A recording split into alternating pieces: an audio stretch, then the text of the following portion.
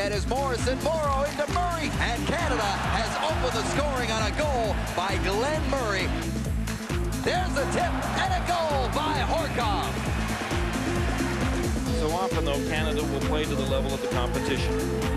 They don't really end up blowing anybody out. Well, here's a chance for Morrison. Brendan Morrison right in there, and he couldn't get the shot away. Here's Heatley now trying to get away. Briere follows up. Briere, stop, rebound. They got that too. Stales winds up, takes the shot. Rebound, oh, and they just missed. Laurie is way out of his net. This could be a disaster. Horkoff's in there, scores! Sean Horkoff with his second of the game, and it's 3-0 Canada. They get the win on the board, however, and now set their sights on the Swiss, a team that will provide a much stiffer test than the one they received today.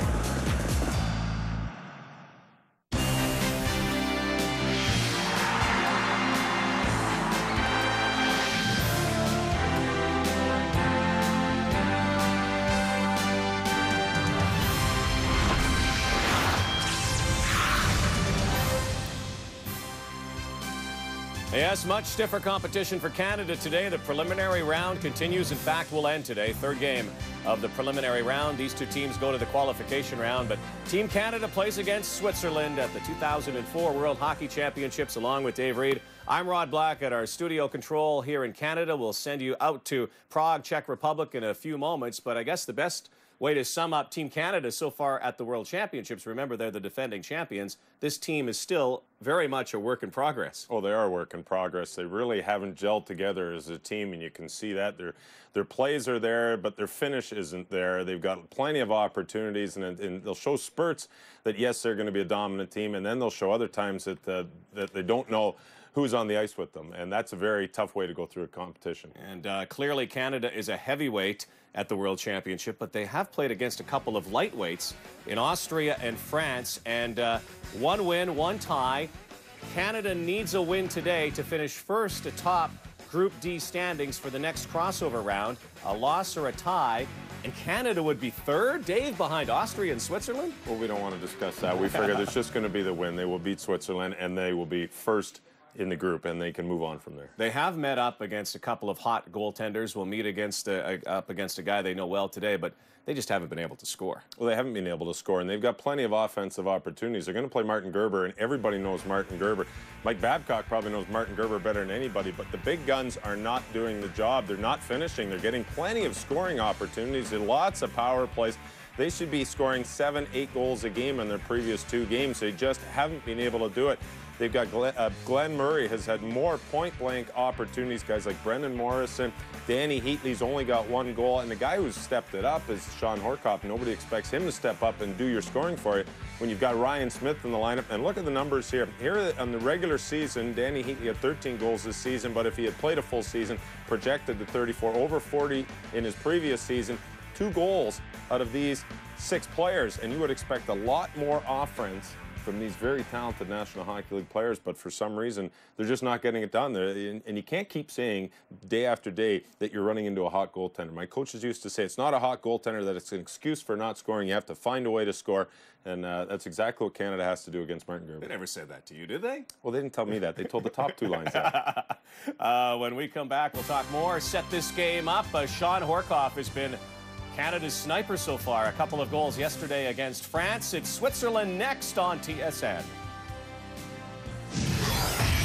The 2004 IIHF World Hockey Championships on TSN are brought to you by Molson Canadian. It's a Canadian game. By Chevrolet. Chevrolet, proud to support Canadian hockey through sponsorship of the World Hockey Championships. By Mitchum M3. So effective, you could skip a day. And by Gatorade. Is it in you? You like simple better than complicated. You like quick better than slow. So use SpeedPass to pay at Esso.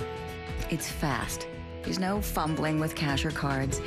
And it links to a credit card account you already have. To get your free SpeedPass, call us toll-free or visit speedpass.ca. You'll like how easy it is to get where you need to be. How do we know? We're drivers too. What's really important in building something better? For RBC, it's you, our client. Good things happen when our strength works for you. Remember the first time you experienced the freedom of accessing your money outside bank hours? Today, specialists in mortgages, investments, and insurance come to you. But it doesn't matter how often we're first, unless it puts you first. RBC Financial Group. First for you. And there is Lance Big Tex Armstrong. Quick barehanded grab, no bobble at all, and just connects with Millar to get win at first base. Andre Agassi down. She'll be going for a Yurchenko half-on, piped front. A good look at Urlacher sitting next to Michael Vick. Not a bad 1-2 punch. Randy Johnson builds toward the most major moment. It's So powerful.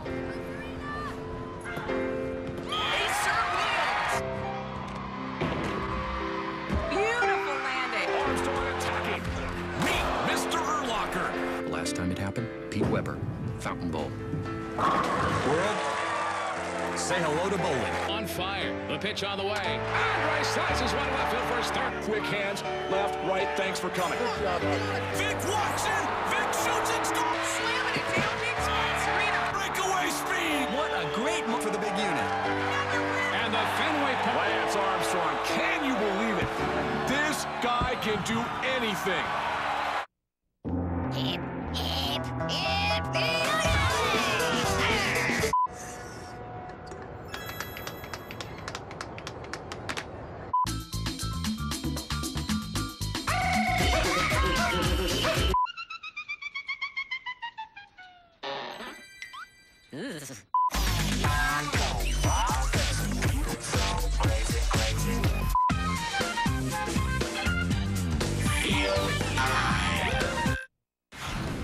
Round 2, Game 4. The San Jose Sharks battle the Colorado Avalanche.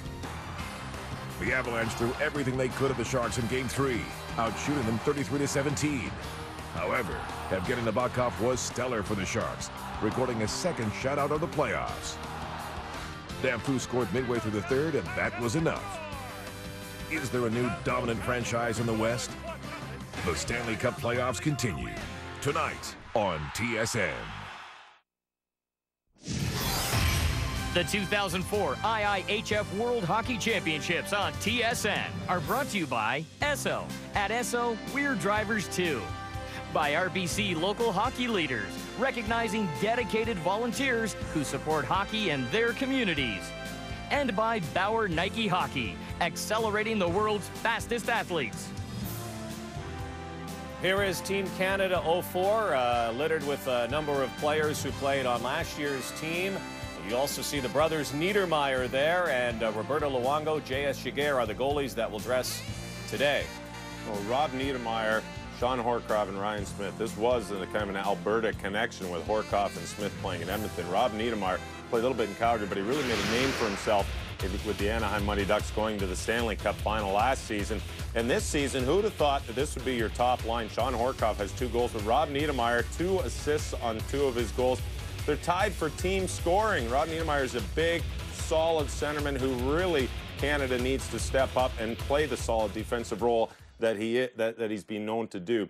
The only thing is they need other guys to step up and score. Rob Niedermeyer has had a fantastic first 2 games, and they're hoping that that line continues this game against Switzerland. Well, they've played against a couple of goalies that they don't know very well, and maybe it's kind of hard to find a weak spot if there is one. They know the goalie, at least Rob Niedermeyer knows Martin Gerber today. Well, and they're hoping that they get more scoring, and they're hoping to continue the offense.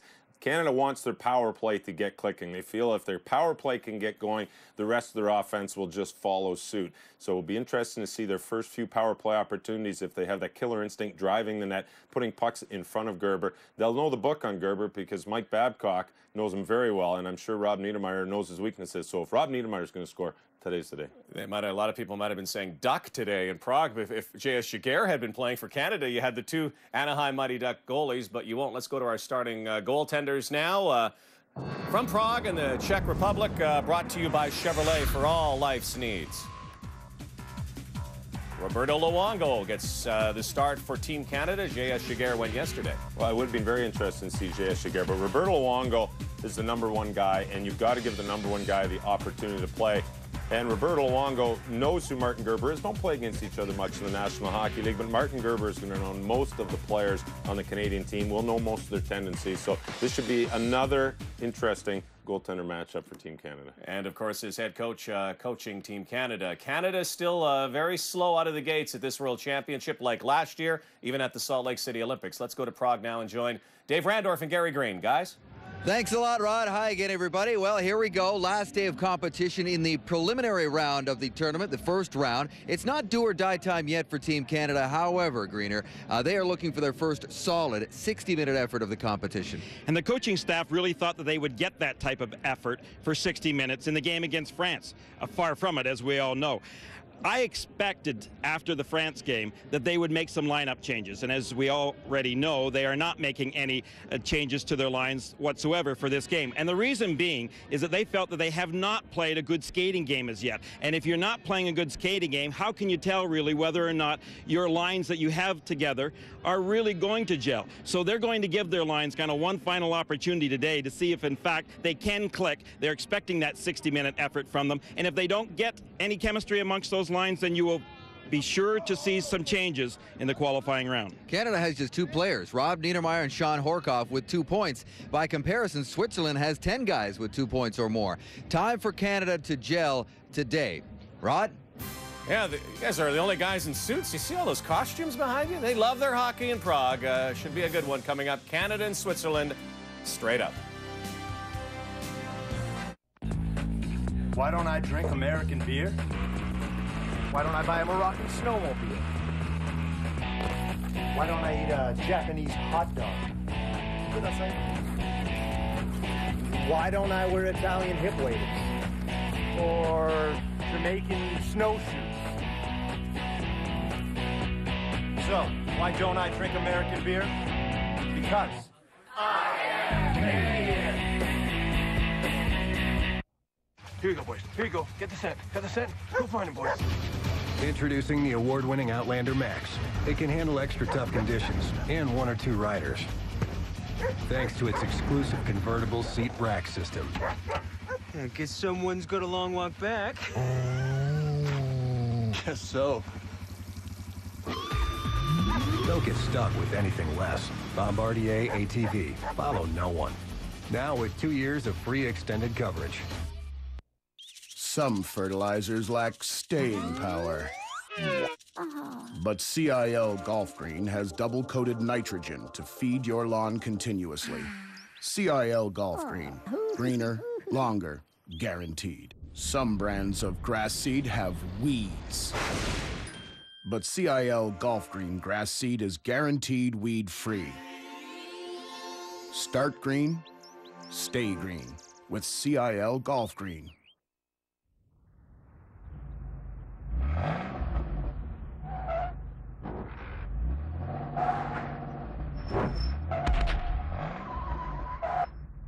You can't protect it, but now you can fix it with Duplicolor's new Scratch Fix 2-in-1 Touch-Up Paint. The innovative ballpoint applicator keeps the factory-matched paint flowing evenly, while the tapered brush is perfect for larger chips.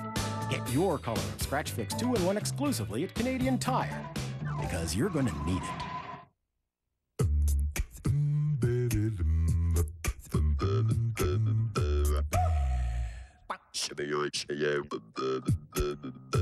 Find what you're looking for, locally or nationally. Superpages.ca, your phone book online.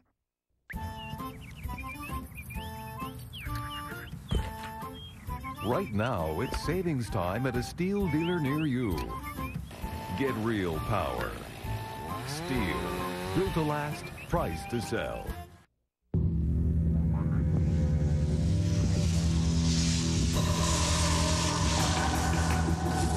There's always one who breaks away. Then it's me against him. He wants to burn me. And there's only one way to fight fire. It's here, it's clear.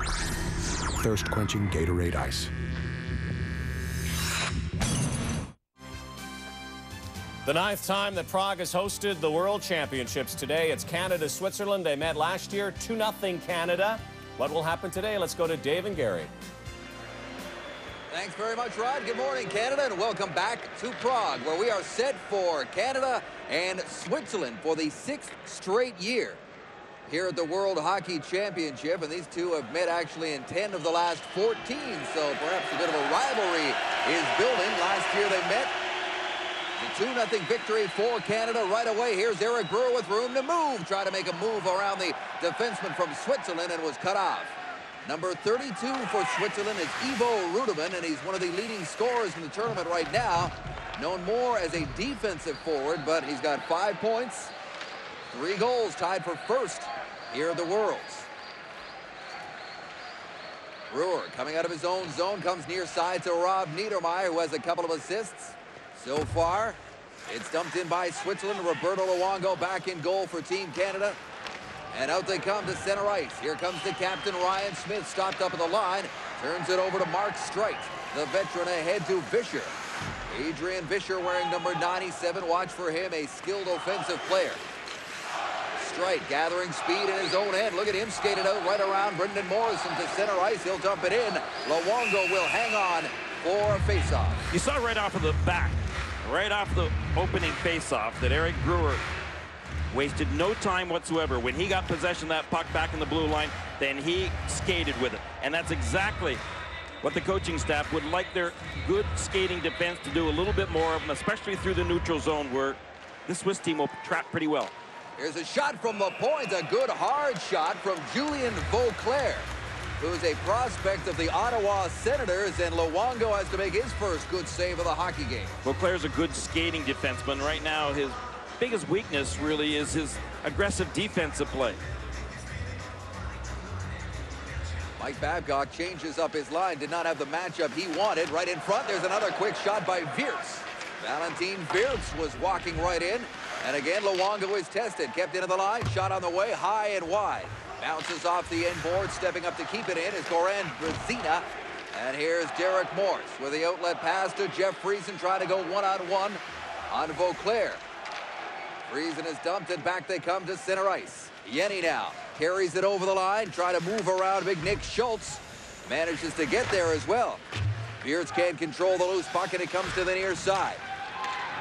Now it's Canada. Derek Morse starting the rush, leaves it for Heatley, who winds up and fires a shot that deflects into the end glass, and Heatley's in on the rebound. Being helped out there by Matt Cook. That is finally scooped up by Wirtz, and he dumps it down the ice. You'll see more of Nick Schultz today on a regular basis. He'll be teamed up a lot with Morris, as Mitchell will kind of be their extra defenseman. Patrick Fisher is right in, gets a shot right on the mark. It deflects high in the air. Justin Williams scoops it out of the air and starts the outlet pass into the middle. That play is broken up by Jonathan Ziegler. Now they get it deep. 2.5 minutes gone here in the first. Most of the play, almost all of it, has been down to the Canadian end. And back they go again. Luongo will come out to help Brewer. What you'll see with this Swiss team is they are a very good skating hockey club, and Ralph Kruger really has them playing a good disciplined system. The biggest trouble that Ralph Kruger has is really elevating this team when it comes to their passion and their abilities really to play an intense game against the Canadians. That's something that Kruger has been working with this team on for quite a few years, and he really, I think, must be frustrated in some respects that they have somewhat leveled off.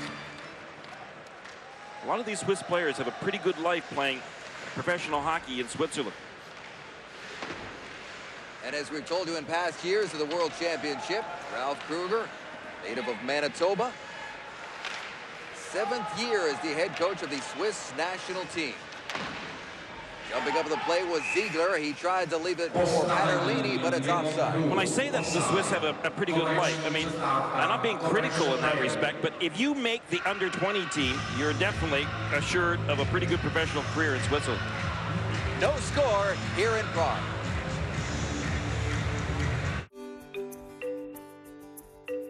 Split folding seats make it practical. German engineered, Epsilon architecture makes it responsive. The 5th door makes it convenient.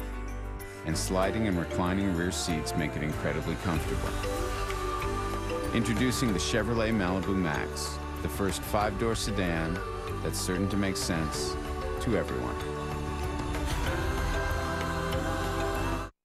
Bauer Nike Hockey supports the development programs of Hockey Canada for players, coaches, and officials, helping all hockey participants in Canada realize their dreams. Bauer Nike Hockey, premier sponsor of Hockey Canada.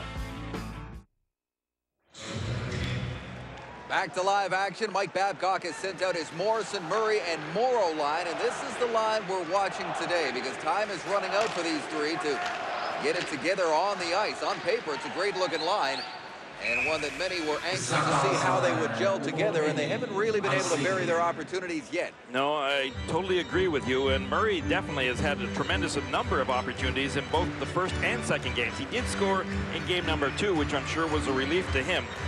Morrison can really dish that puck off well, and so Murray should take advantage of that. At the same time, Morrow's got to dig that puck out of the corner, and he's got to deliver it to them right on the blade of their stick.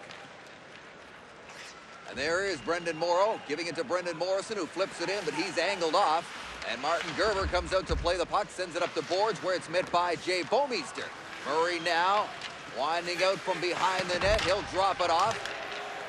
Scott Niedermeyer was given a heavy check along the near side. Now Murray's in there along with Morrow. At the point, here's Niedermeyer. Looking for a lane. Shot deflects out in front and rolls into the far corner.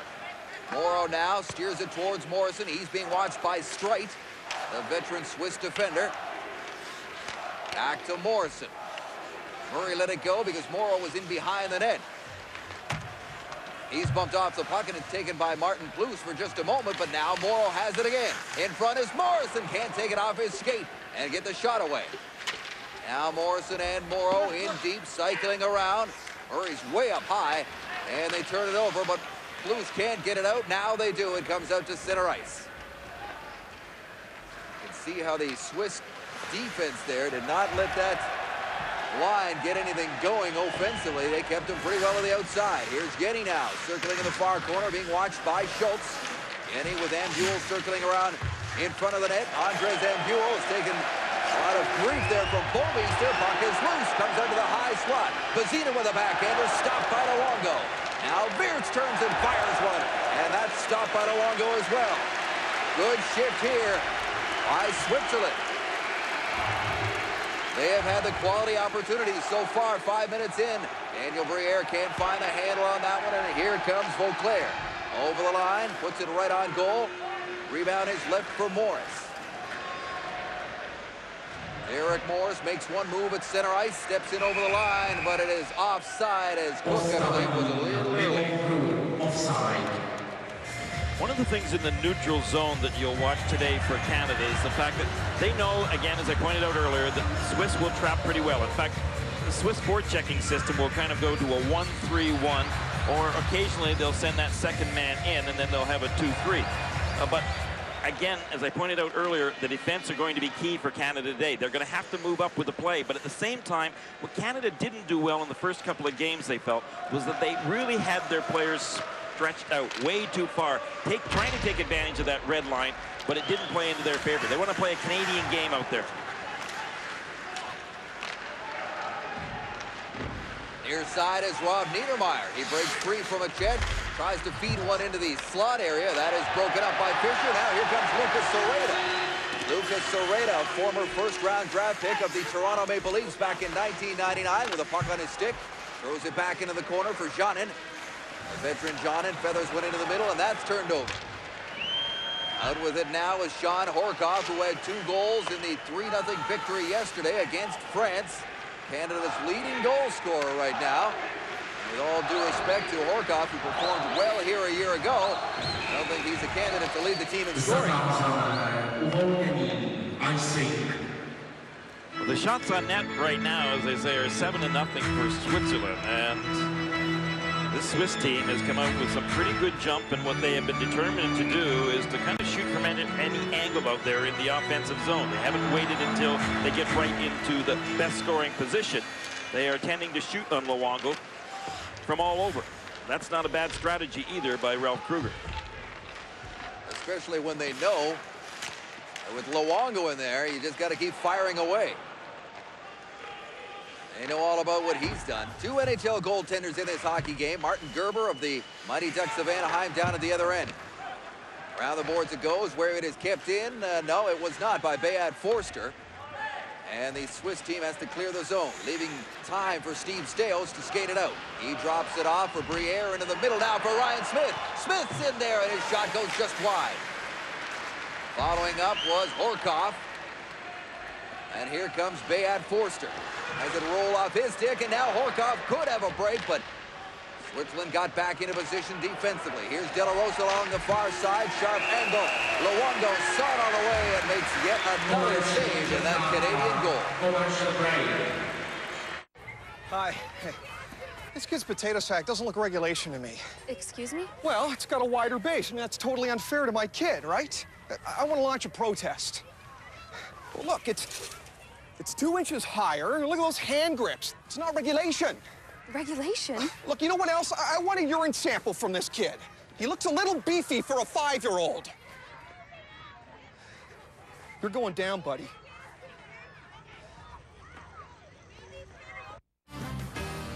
Well, Joe Sakic and the Colorado Avalanche way back against the wall. San Jose could supply the finishing touch tonight, 9:30 Eastern.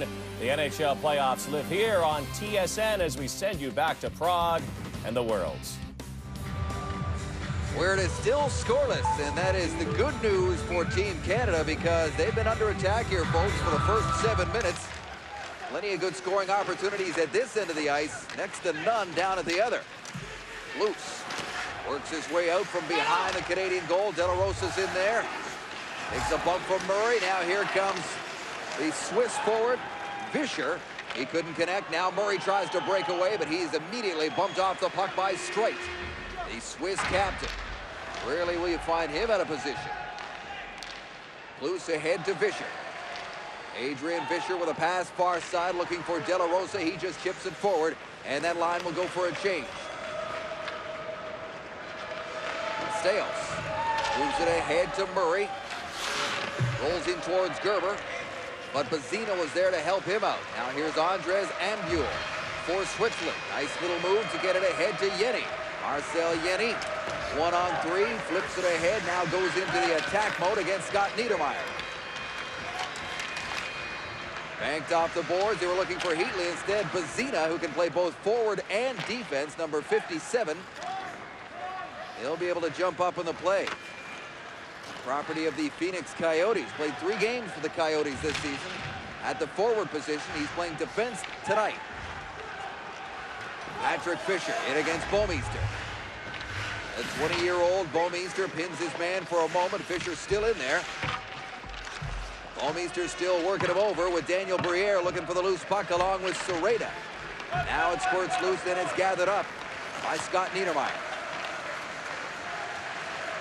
Niedermayer playing in his first World Championship. Look at him skated ahead. He makes it look so easy. But he couldn't cut towards the net as he was finally angled off toward the end boards. Comes back to the line for Schultz. Nick Schultz will step up on the play. Backhander right in front, and Briere was all tied up as he tried to move towards the front of the net. Steiniger tried to take that one out of the air, but couldn't. And here's Niedermayer again. Schultz ahead to Cook at center ice now. Near side looking for Dumont. AP Dumont getting his first shift of the hockey game. And back comes Switzerland.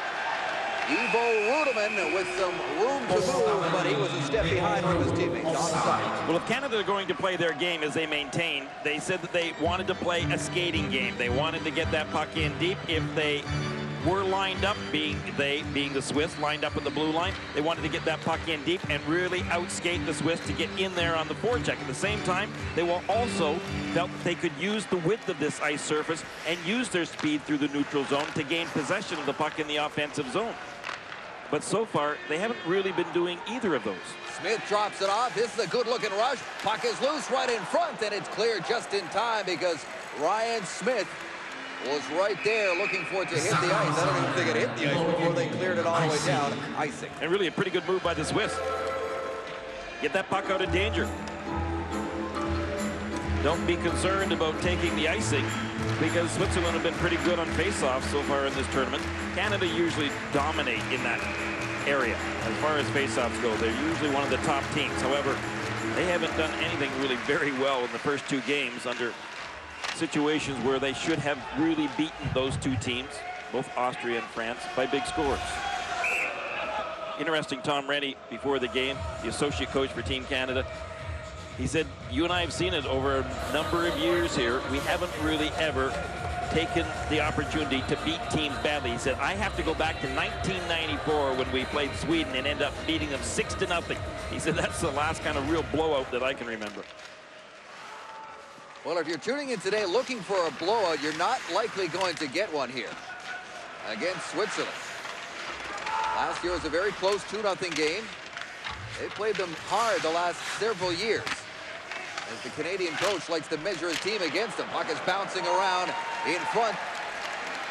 Yet they've not been able to beat Canada yet. 20-0-2 is Canada against Switzerland, including 7 straight wins. Now look at this. Oh, that was well outside. I wasn't sure whether or not it came outside the line. It did. Well, your point's also well taken, though. I mean, the Swiss, like other countries, tend to play their best hockey against the Canadians. And it's not really that different in the National Hockey League, when in fact some of the lesser teams, as you see that puck bouncing around in front of Martin Gerber, and you see some of the lesser teams in the National Hockey League, whenever they play the great teams in the NHL, the Detroit Red Wings, well, they play oftentimes their very best hockey because they know if they don't, then they might get a real lashing.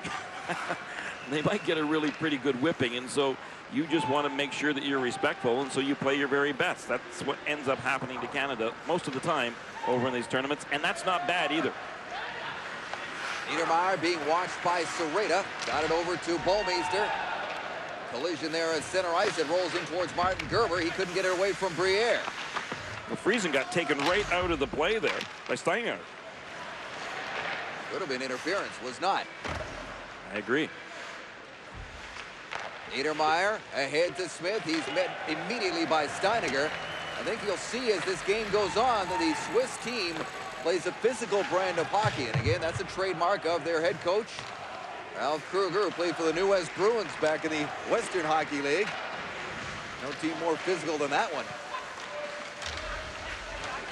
Now Smith chases it into the near corner. Steiniger tries to give him a check out front to Horkov, and he just missed. Out they come. This is Ziegler. Over to Paterlini. Paterlini dancing in. Ruderman tries to take it off his skate, and he was just tied up just enough by the Canadian defender Morris, who did well to cover Ruderman, who's had the hot hand so far here in 2 games at the World Championship. Morris can't find that one. Olivier Keller's in there with him, battling for possession. Down the ice it goes, right in on goal. Luongo steers it aside, leaving it for Derek Morris. Here comes Morris, who played 83 games this season in the NHL after a trade. He didn't get a bonus either, believe me. No, but he actually played 1 extra game. Still scoreless in Prague, 0-0 between Canada and Switzerland. Head straight to the edge of your seat at the Walmart Electronics Department. Every path you have trod through wilderness, through war, has led to this road. The Lord of the Rings, The Return of the King.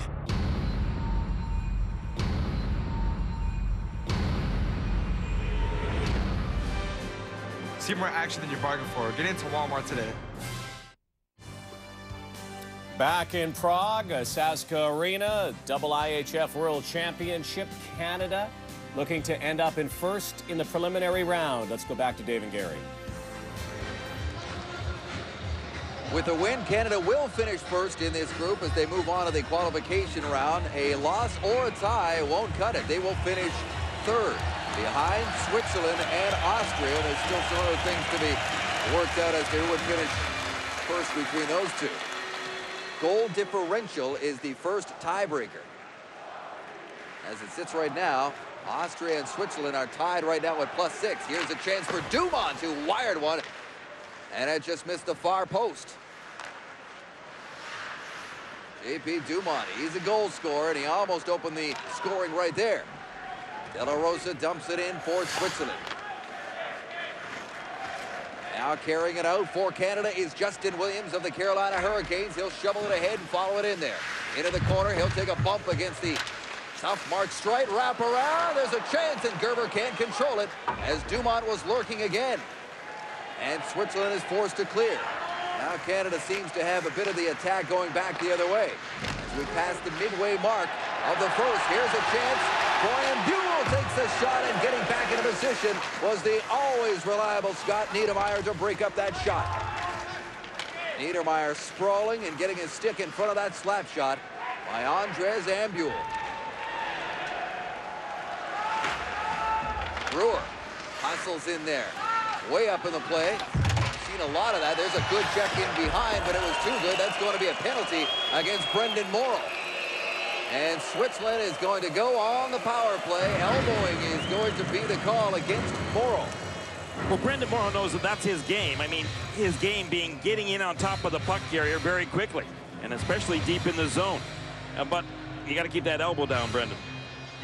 Morrow is extremely good at getting in on top of the puck. I'm not sure that elbow was way up, but I think that was more of a shoulder, and then as the player was falling down, then that elbow may have come up a little bit to him. But anyway, never mind about the officiating, because we've learned for a long time that that's not something that needs to be dwelt on here at these international tournaments. But getting back to Morrow, that's really the key for his game, though. He's got to get in, he's got to take the body, he's got to get the puck, and then he's got to feed it out to Morrison or Murray. Here comes Rudeman moving in. His snapshot deflects to the near side. Ambuel gets it back to the line.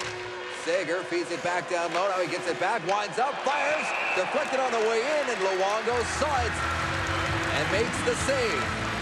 A little bit of traffic in front of Luongo as well, but he's quite accustomed to that. NHL teams trying to find a way to beat Roberto Luongo this year definitely got in front of them. Well, actually, from that angle, maybe he got a little bit better look at it than I originally thought, but Roberto Luongo had more pucks shot at him than any other goaltender in the National Hockey League this year, and by a lot as well. He's used to a lot of action. That won't bother him. There's a shot on the way, high and wide. Niedermayer gathers the rebound off the glass and sends it down the ice.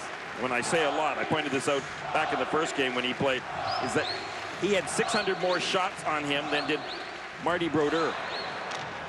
That's a big difference. Ivo Rudeman dancing in there. Rudeman with 3 goals already. Out on this power play, takes a snapshot. That reaches the goal, and it's steered aside by Luongo. Now in behind the net is Ziegler. He's hounded just enough by Justin Williams, but Williams can't get it away. Schultz joins the party in there. Williams digs it loose. Willie Mitchell banks it off the boards, and that will just trickle out. Roberto Luongo faced an average of 35 shots a night. And he played a lot in 72 hockey games this season for the Florida Panthers. But in the same number of games as well that Marty Turco played, Marty Turco had 800 less shots than Roberto Luongo. And here we have got a penalty going to both sides. Offsetting penalties to Canada and Switzerland, so the power play will remain in effect for another 45 seconds as Morrow's still in there for the elbowing call. Cook and Ambuel are the guilty parties there as Matt Cook will take a break. Matt Cook scored the first goal for Team Canada here at the World Championship. A shorthander as Canada was forced to come back in the third period in their game against Austria. They were down 2-0 after 2. Against the team they had never lost to, and Cook scored a shorthander, and Healy scored shortly after. Here's Niedermayer with a long shot, big rebound. Morrison's got it in front of Murray, and a save by Gerber. Good chance there for Glenn Murray, but it appeared as though he was in too tight of quarters and couldn't get a really good shot away on Gerber. Far side now, here comes Martin. Blue stops up, being watched by Bouwmeester, then he skates by him. They send it back to the point for Streit. 20 seconds to go in the power play, and that pass comes outside the line.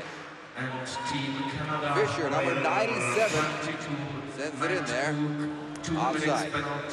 Saw Glenn Murray with another great opportunity, but one thing that Glenn Murray I think has got to do a little bit more of, and that is what he did late in the game against France, where he went to the crease in a similar situation to this, and then he backed right off and kind of came back to the hash marks, then got the puck, and then had a great opportunity to score because they had much more room to look at. Tom Rennie had mentioned that before the game as well tonight, is that our players, you know, in the game against France were getting so close in on top of the goaltender, they really didn't have much room.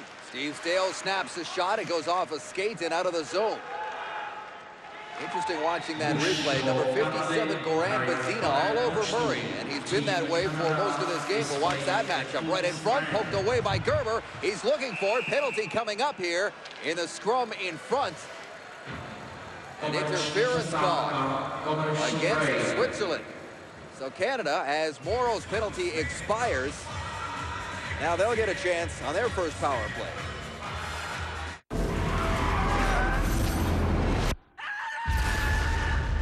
You can have him back, your son Adam. A single cell could be used to create an identical fetus. Demon clone? Yes. Something bad is going to happen. There's something you're not telling us. You think you can just open Pandora's box and then just close it again? Dad, did I die? God send. Of course not. You've been right here with us. Starts Friday. The 68th World Ice Hockey Championship in Prague. As we send you back to Saska Arena. Penalties galore now for Switzerland as Canada still on the power play. And here we are with Daniel Briere in to take this face-off on the power play. It comes back to the line for Brewer. Eric Brewer now over to Bolmeister, winds up, takes a shot right on, save, and it rolls out to Briere. Back to Bolmeister, who's hounded at the line, and now he'll have to backtrack against Paterlini. Had to be careful because two Swiss forwards very aggressive on the penalty kill. We're looking for a short-handed rush the other way. Brewer flips it in there. Smith, a step late. Gerber got to it first. Comes to the line and out.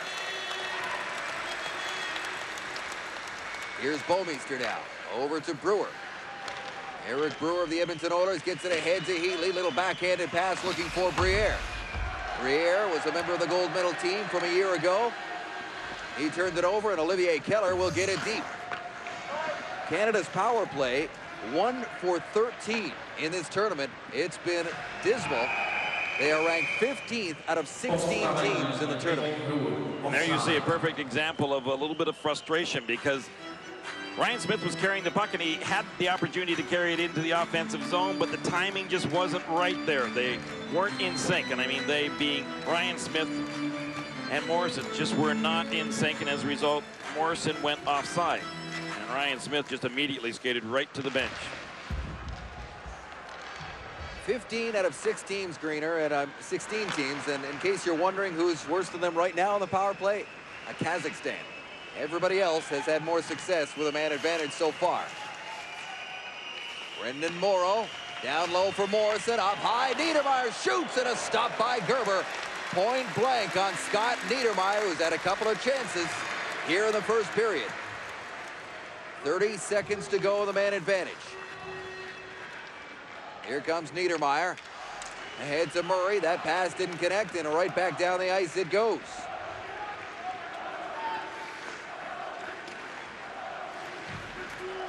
Niedermeyer again. Taking his time, a little backhand pass to the far side, into the middle, quick shot on the way, and it's deflected up and into the netting.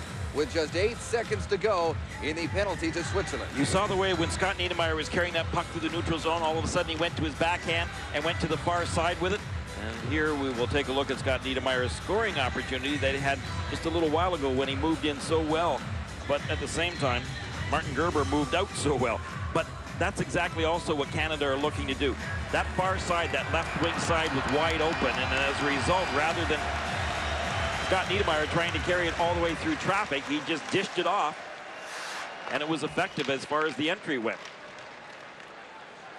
As Steve Stales backpedals a little bit, the penalty is now over, so Canada's 0 for 1 in this hockey game, but they're on the attack again. Here's Niedermeyer. Rob Niedermeyer in against Forster. Won by Sager. Matthias Sager started the rush back, but he turns it over to Dumont. Ahead again for Rob Niedermeyer. He's 1-on-2, tries to center it. Dumont was upended, and here comes Vischer. Adrian Fisher with a head of steam, winds up, takes a shot, then almost handcuffed Roberto Luongo. Fisher's a good player, but he is nursing some kind of knee injury. You may have noticed a shot earlier with him spraying some icing, freezing formula on his knee, and he's been limping in between whistles, and that is advantage Canada because he's a dangerous player, number 97, a draft pick of the Florida Panthers. Well, this Swiss team can definitely skate, as we pointed out earlier, and they are shooting more than I really thought that they would do in this game. And they're shooting from further out. They're not waiting till they get in a little bit closer. You mentioned about them being rather aggressive, and they can be early in the hockey game. The key for Canada, though, is that you've got to bump them, and you've got to bump them hard, because if you continue to do that, you will find that the Swiss, as the game goes on, will start to wear down and will start to back off of their aggressiveness and will start to give you the puck. Puck rolls right in on goal, and with a Swiss forward bearing in, Luongo holds it for the face-off in the Team Canada zone. Well, the offense for Canada, which has been stymied in the first couple of games, isn't exactly ripping and roaring in this first period. Not that we expected this to be a high-scoring game by any means, but Canada were really hoping that they could at least get a one goal in this first period of play, and even earlier than we're sitting at right now, with this first period almost running out. Just to break the ice, to get the wheels turning, because they know they've got a lot of potential to score on that bench. Just want to get some chemistry going and to get some confidence, really. Yeah, and you want to get it early, exactly. You want to get that offensive confidence early. Orkov cannot get around Forster. It's a good, young, physical defenseman for Team Switzerland as we're into the final minute here of the opening period. No scores so far. They come out 2-on-2. Paterlini's along the far side. Rudeman heads to the net, and the shot is way up and over the mark. Well, he's along the near boards there. Scott Niedermeyer gets it near side for his brother Rob. Ryan Smith ducks a check, stops up right in front. Oh, and Bouwmeester couldn't get the shot away. That puck just bounced over his stick, didn't it? Well, the ice conditions have been a big topic of conversation with Team Canada. They say it's not the best situation down there. They're used to tough ice, playing in a lot of busy buildings in the NHL, and they say this is ranked right up there with it. Well, Ryan Smith just fed that pass perfectly to the open ice where he knew that Jay Bouwmeester would go, and Jay Bouwmeester just missed that. I'm not so sure that it even was the fact of the ice, but Jay Bouwmeester really didn't have his stick down on the ice in order to receive that pass. The shots on net right now are 12-6 in favor of Switzerland. And Canada didn't really start to get their chances until, I'd say, the 7 or 8 minute mark here of the first. With just seconds to go, a year ago, these two teams were scoreless after one when they met. And that's the exact same situation we have here in 2004. We pointed out that they didn't even get their offense going. You're absolutely right, David, because the shots on net at one point in time were 7-0 in favor of Switzerland, who got the early opportunities, and Luongo, as he has done all season long for the Florida Panthers, was there to stop them. Through 20 minutes of play, it is 0-0 Canada and Switzerland. Now we send you back to Rod Black. That was a sleeper, wasn't it? That was a sleeper. Wow. I thought you were asleep there. Did you wake up in time? Yes. Yikes. Not a lot going on there. Yeah, and again, it was like that last year. Anson Carter, I remember, scored in the second period. Sean Horkoff in the third to make it finally a 2-0 win for Canada, but very similar game. So far, we have seen a lot of this, which is not a lot of action for Team Canada at the Worlds. No, and this is playoff time in North America, and all you hear about is desperation hockey. There has to be a will to win, and Team Canada just not playing with that desperation. You saw it in the last play when Smith threw it across to Bouwmeester. You've either got to put the brakes on. You just can't whiff on a play like that when you're coming into a game that, yeah, sure, you're still going to move on to the next round, but you want to move on to the next round with some confidence, knowing you're number one. And Team Canada just is not showing the determination and really that the drive and motivation. You can't say it's gelling. They just don't seem to be on top of their game right now. Well, you mentioned Ryan Smith. Speaking of desperation, and a guy who leads all the time, not only with Edmonton, he also was one of those young leaders in Salt Lake City and a leader last year at the World Championships when Canada won gold. Rod Smith now on Captain Canada. If Hockey Canada was looking for a role model for its program, Ryan Smith would be the man as he continues to answer Canada's call in international hockey. A member of Canada's gold medal team in the 2002 Olympics, Smith will be representing Canada at the World Hockey Championship for the 6th straight year. He's one of those guys that just loves playing hockey. And if he was a basketball player, you'd call him a gym rat. And he just loves playing. You have to kick him off the ice in Edmonton all the time to get him out of there. And then when he puts on the sweater for Canada, that's what you see as well. And to me, that represents everything what we're about, is that passion and that love of the game. Babcock saw this passion at an early age when he coached a 16-year-old Smith in Moose Jaw. And I remember when we wouldn't put him on the power play to work on in practice, he'd get the puck, he wouldn't give it back to us. He could play one-on-one and keep the puck away from everyone at that time. I remember he complained the whole year about lack of ice time. He scored 20 goals for a 16-year-old. He was phenomenal, but he loved the game then. His passion for the game has grown, and coming over to Europe is a bittersweet experience, because that means his team is out of the playoffs, and he'll have to wait another year for a shot at the Stanley Cup. By no means it's a letdown, because it's pretty exciting over there. It's good hockey. You're competing against the best players in the world. We should be playing this time of the year anyways, and it was something that you have to, fight through and find a way to compete. And it's an opportunity to go over and represent your country. Last year was especially rewarding as he was captain of Team Canada's gold medal squad. It was thrilling because I've been over there for 5 years and I haven't come up with any medals at all. And so that's to win gold and do it in overtime against some great players. It was special. This year's championship is sure to be special for Smith, as his new baby and family will be with him as he is returning as a champion, ready to defend the world title. And with another leader on the blue line, there's assistant captain Scott Niedermayer at the Worlds. Canada and Switzerland scoreless so far. Will continue on TSN.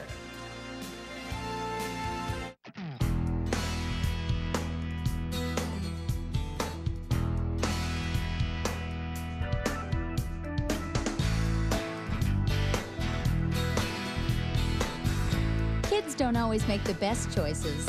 But at McDonald's, every choice is good.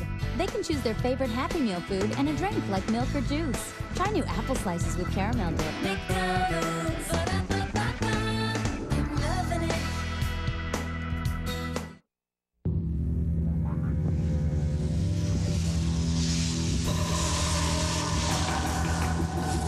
There's always one who breaks away. Then it's me against him. He wants to burn me. And there's only one way to fight fire. It's here, it's clear. Thirst-quenching Gatorade Ice.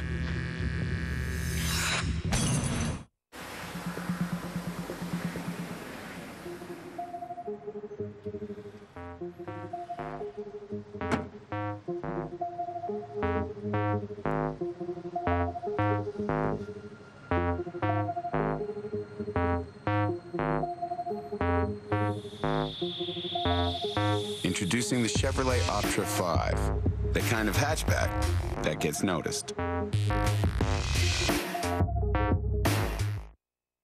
Just in time for Mother's Day. This is Natalie. Hello, David. Irresistible. 20 years ago, you'd have been just his type.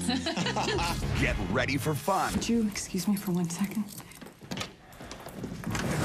Buy Love Actually on DVD or VHS and get $5 off the soundtrack. See inside for mail-in offer. Best shag you ever had? Britney Spears. No, only kidding. She was rubbish. Love Actually. Own and give the DVD today. Later on, LeBron James is here, and we'll have this, something like that. Let's just run through it. Yeah, okay. No, I think it's sold out, actually. Let me just start like that. Whoa! Are you guys rolling on this? Yeah. That's a 90-footer. Oh, that is amazing. Oh, my. Did you get that? You have that, right? Why don't I drink American beer? Why don't I buy a Moroccan snowmobile? Why don't I eat a Japanese hot dog? Why don't I wear Italian hip waders? Or Jamaican snowshoes? So, why don't I drink American beer? Because I am Canadian. Well, tonight it's the San Jose Sharks bringing out the brooms perhaps against the Colorado Avalanche at 9:30 Eastern, 6:30 Pacific time. You're down 3-0, not too much chance to get back in a series. Hockey lives here on TSN. And of course, over the next week and a half, more from the World Championships. Canada looking to move on to the qualification round, which they will do, but they want to finish first in their pool right now. I guess this is the kind of hockey that Switzerland loves. If I was Ralph Kruger, I'd say, hey, we got him right where we want him, zeros. Well, this is a perfect game for Switzerland, and every game against Canada seems to be a road game because it's always, if you're 0-0 after one, you're in good shape, and it's that way again for Canada. They're not very happy about this, and they can't be. The only line producing their offense is this line, Horkoff, Smith, and Niedermayer. They're getting great opportunities. They're keeping it simple. They're putting the puck to the net, and they're crashing the net. 3 guys around the crease constantly. The fourth line came up with some energy. It was Bergeron picking the puck up behind the net, but this is something that everybody's got to get going. They've got to put pucks to the net, and this is what they didn't do consistently enough as they were outshot in the first period, 12-6 by Switzerland. And for Team Canada, this isn't acceptable. There's nobody on that team who's fazed by the big ice. They've got to get back to keeping the game simple, get more pucks to the net, start getting in front of Martin Gerber and putting in the rebounds. They've tried a few small cross-crease passes. That's not working. They've got to find a win the game, find a way to win the game. You want to build your confidence. You don't want to end up third in the first round or second. You want to end up first and build with that confidence. And hopefully they'll come out with a little more of that passion in the second period. Yeah, 20 minutes from now, maybe we'll be talking about something other than a scoreless game and maybe have a few more highlights to talk about. Not many in that first period. Goose eggs on the board at the IIHF World Hockey Championship. Game 3 for Team Canada against Switzerland. Martin Gerber, Roberto Luongo, the 2 goalies today. Period 2, Switzerland and Canada. We send you back to Prague, where it is still scoreless. No score between these 2 teams. As you look at Rob Niedermayer, who has a couple of assists so far. Just 2 guys on the Canadian roster have 2 points. Niedermayer is 1. Sean Horkoff is the other, and he's settling into the face-off circle to take this draw against Jonathan Ziegler, and it's won by Switzerland. Dumped into the Team Canada zone. Paterlini is bumped off the puck. Horkoff in behind his own net to gather it up. Banks it off the boards, looking for Smith. Comes cross ice for Stales. As Brewer and Stales, 2 Edmonton Oilers teammates, have been playing together up till this point. And we'll watch the line combinations to see if any juggling starts to happen. So far, nothing. I would doubt it this period. Ryan Smith puts one on goal. Gerber made the stop, wasn't sure where the rebound was. And it was played with a hand, so the play is whistled down. I want to go back to the point I was making early in the first period. Didn't quite finish the story. It was the fact that when you make the under-20 team and go to the World Championships in Switzerland, is it because they only allow 3 imports for each of the professional teams in Switzerland? That really means that if you make the under-20 team, you're going to have a really good professional career in Switzerland. Danny Heatley finally gets one on a rebound in front. And just like that, Canada has opened the scoring here. The opening minutes of the second period, 1-0. When you least expect it, all of a sudden, Canada ends up scoring. Off of the face-off then, that puck was just bouncing. And even though there were 3, count them, 3 Swiss players that were right in the vicinity, it's Danny Heatley that gets his stick on the puck, and that just eluded Martin Gerber. Heatley gets his 2nd goal of the tournament, gives Canada the 1-0 lead. And just as we were wondering whether there'd be some line juggling, Morrow was on that last line, and Matt Cook is now on the line for the time being here with Brendan Morrison and Glenn Murray. So obviously, Morrison having played an awful lot with Matt Cook down the stretch for the Vancouver Canucks once Todd Bertuzzi went out of the lineup.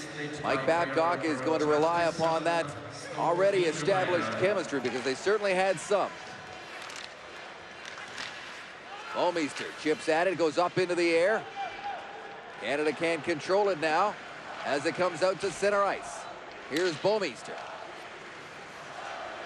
Over to Scott Niedermayer. He'll calmly wait for things to set up in front and then skate it out. Skates around Yenny to center ice, far side looking for Murray. Murray's met by number 57, Bazina. That's the matchup they want and are getting. In behind the net now, out front looking for Bouwmeester again, who had stepped up in the play, and he couldn't get a good shot away. Now here's Cook. Cook with a man in front. It's Morrison and Murray, and that shot is well up and over the mark, and you get the feeling that, talked to Glenn Murray yesterday, he's getting a little frustrated. Well, maybe this little bit of a line change will get rid of some of that frustration. We mentioned yesterday, late in the game, that they were going to make some line changes, that the most obvious would be to put Cook up with Morrison, leave Murray on the right side, of course, with Morrison. And as you pointed out, I mean, Cook and Morrison tended to play pretty well together in the latter part with the Vancouver Canucks, once Todd Bertuzzi, of course, was suspended. And now here's Morrow, who's now on the left side, taking Jeff Friesen's old spot on the line with Briere and Heatley. This line just clicked a moment ago. Heatley in behind the net, being watched by the Swedish defender Hershey. Still with it, the big body, the big presence of Danny Heatley.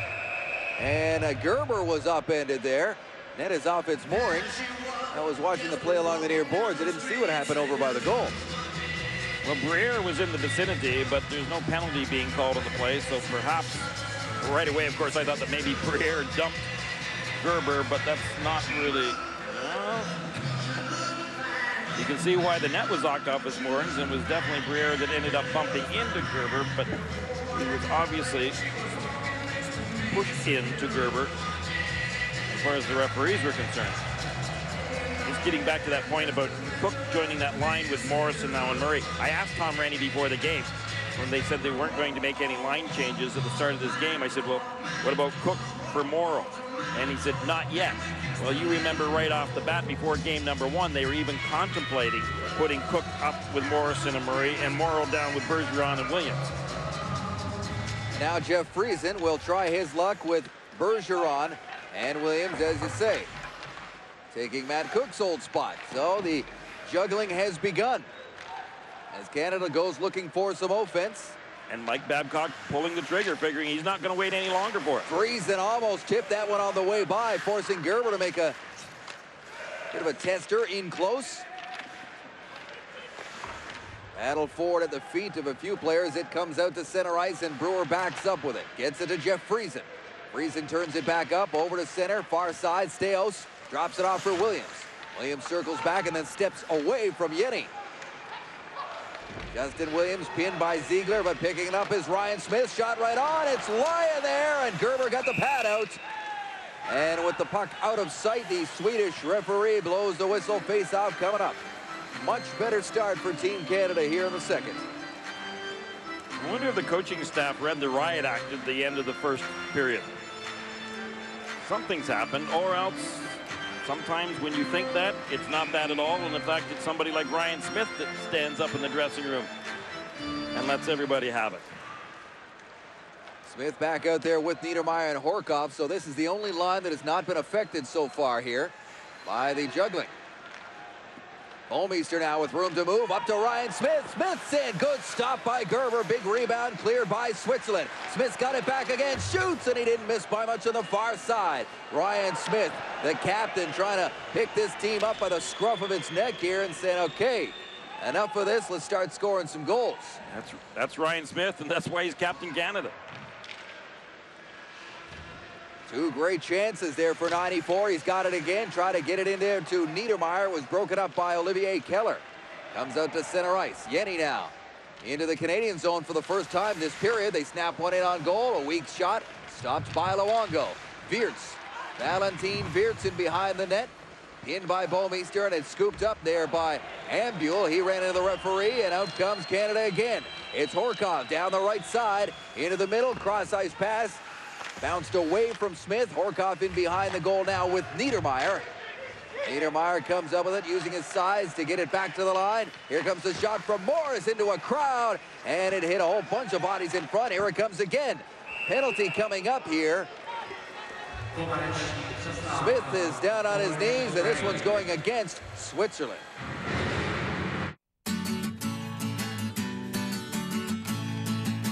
Get your skis shined up, grab a stick of juicy fruit.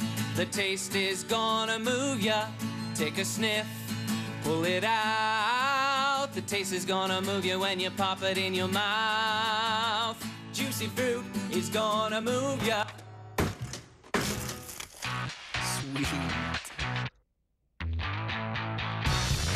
Juicy fruit. Sweet.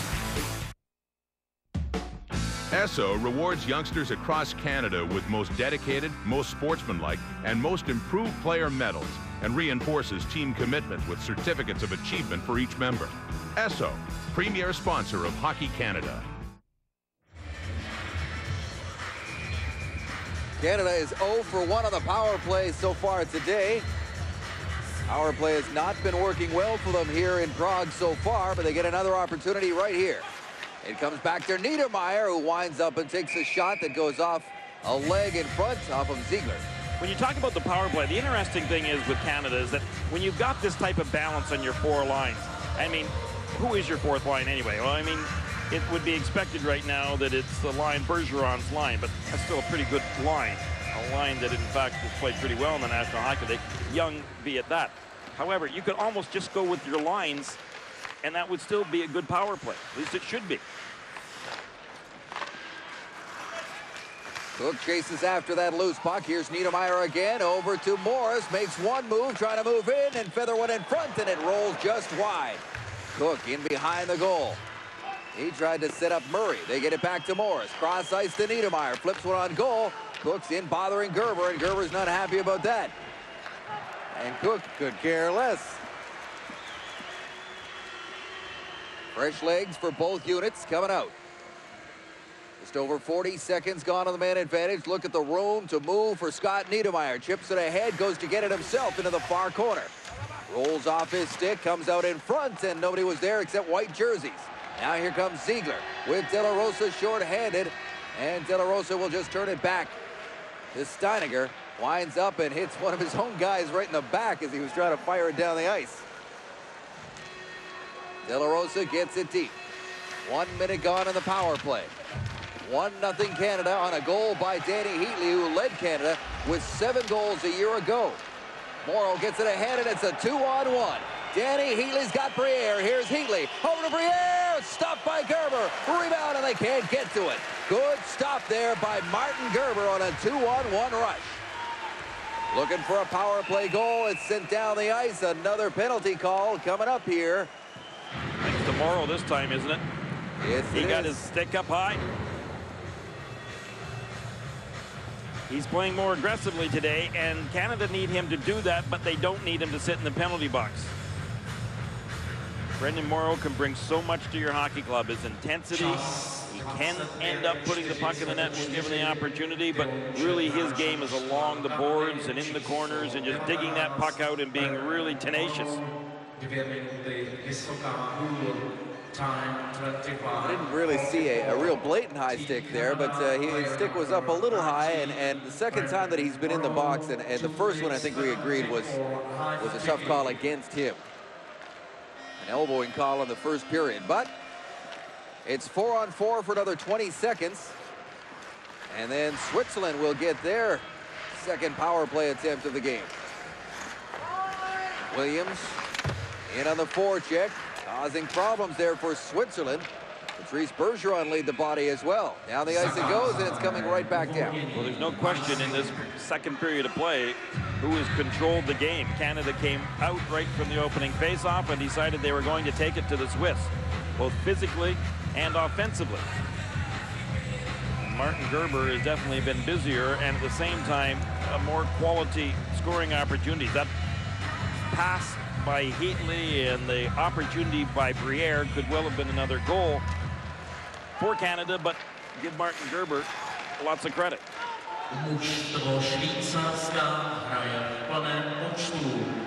Switzerland now on the power play here. Ambuel tries to take it off his skate. Look out, it's bouncing around in there. Luongo had to cover up in a hurry with white jerseys crashing in all around. Minute 25 to go in what is now a Switzerland power play. Switzerland trying to get to the net. You'll see Rudeman in there, and then Ziegler ends up going in, but Ziegler gets knocked down pretty quickly. And the more you knock the Swiss down, the less times you will see them going straight to that net.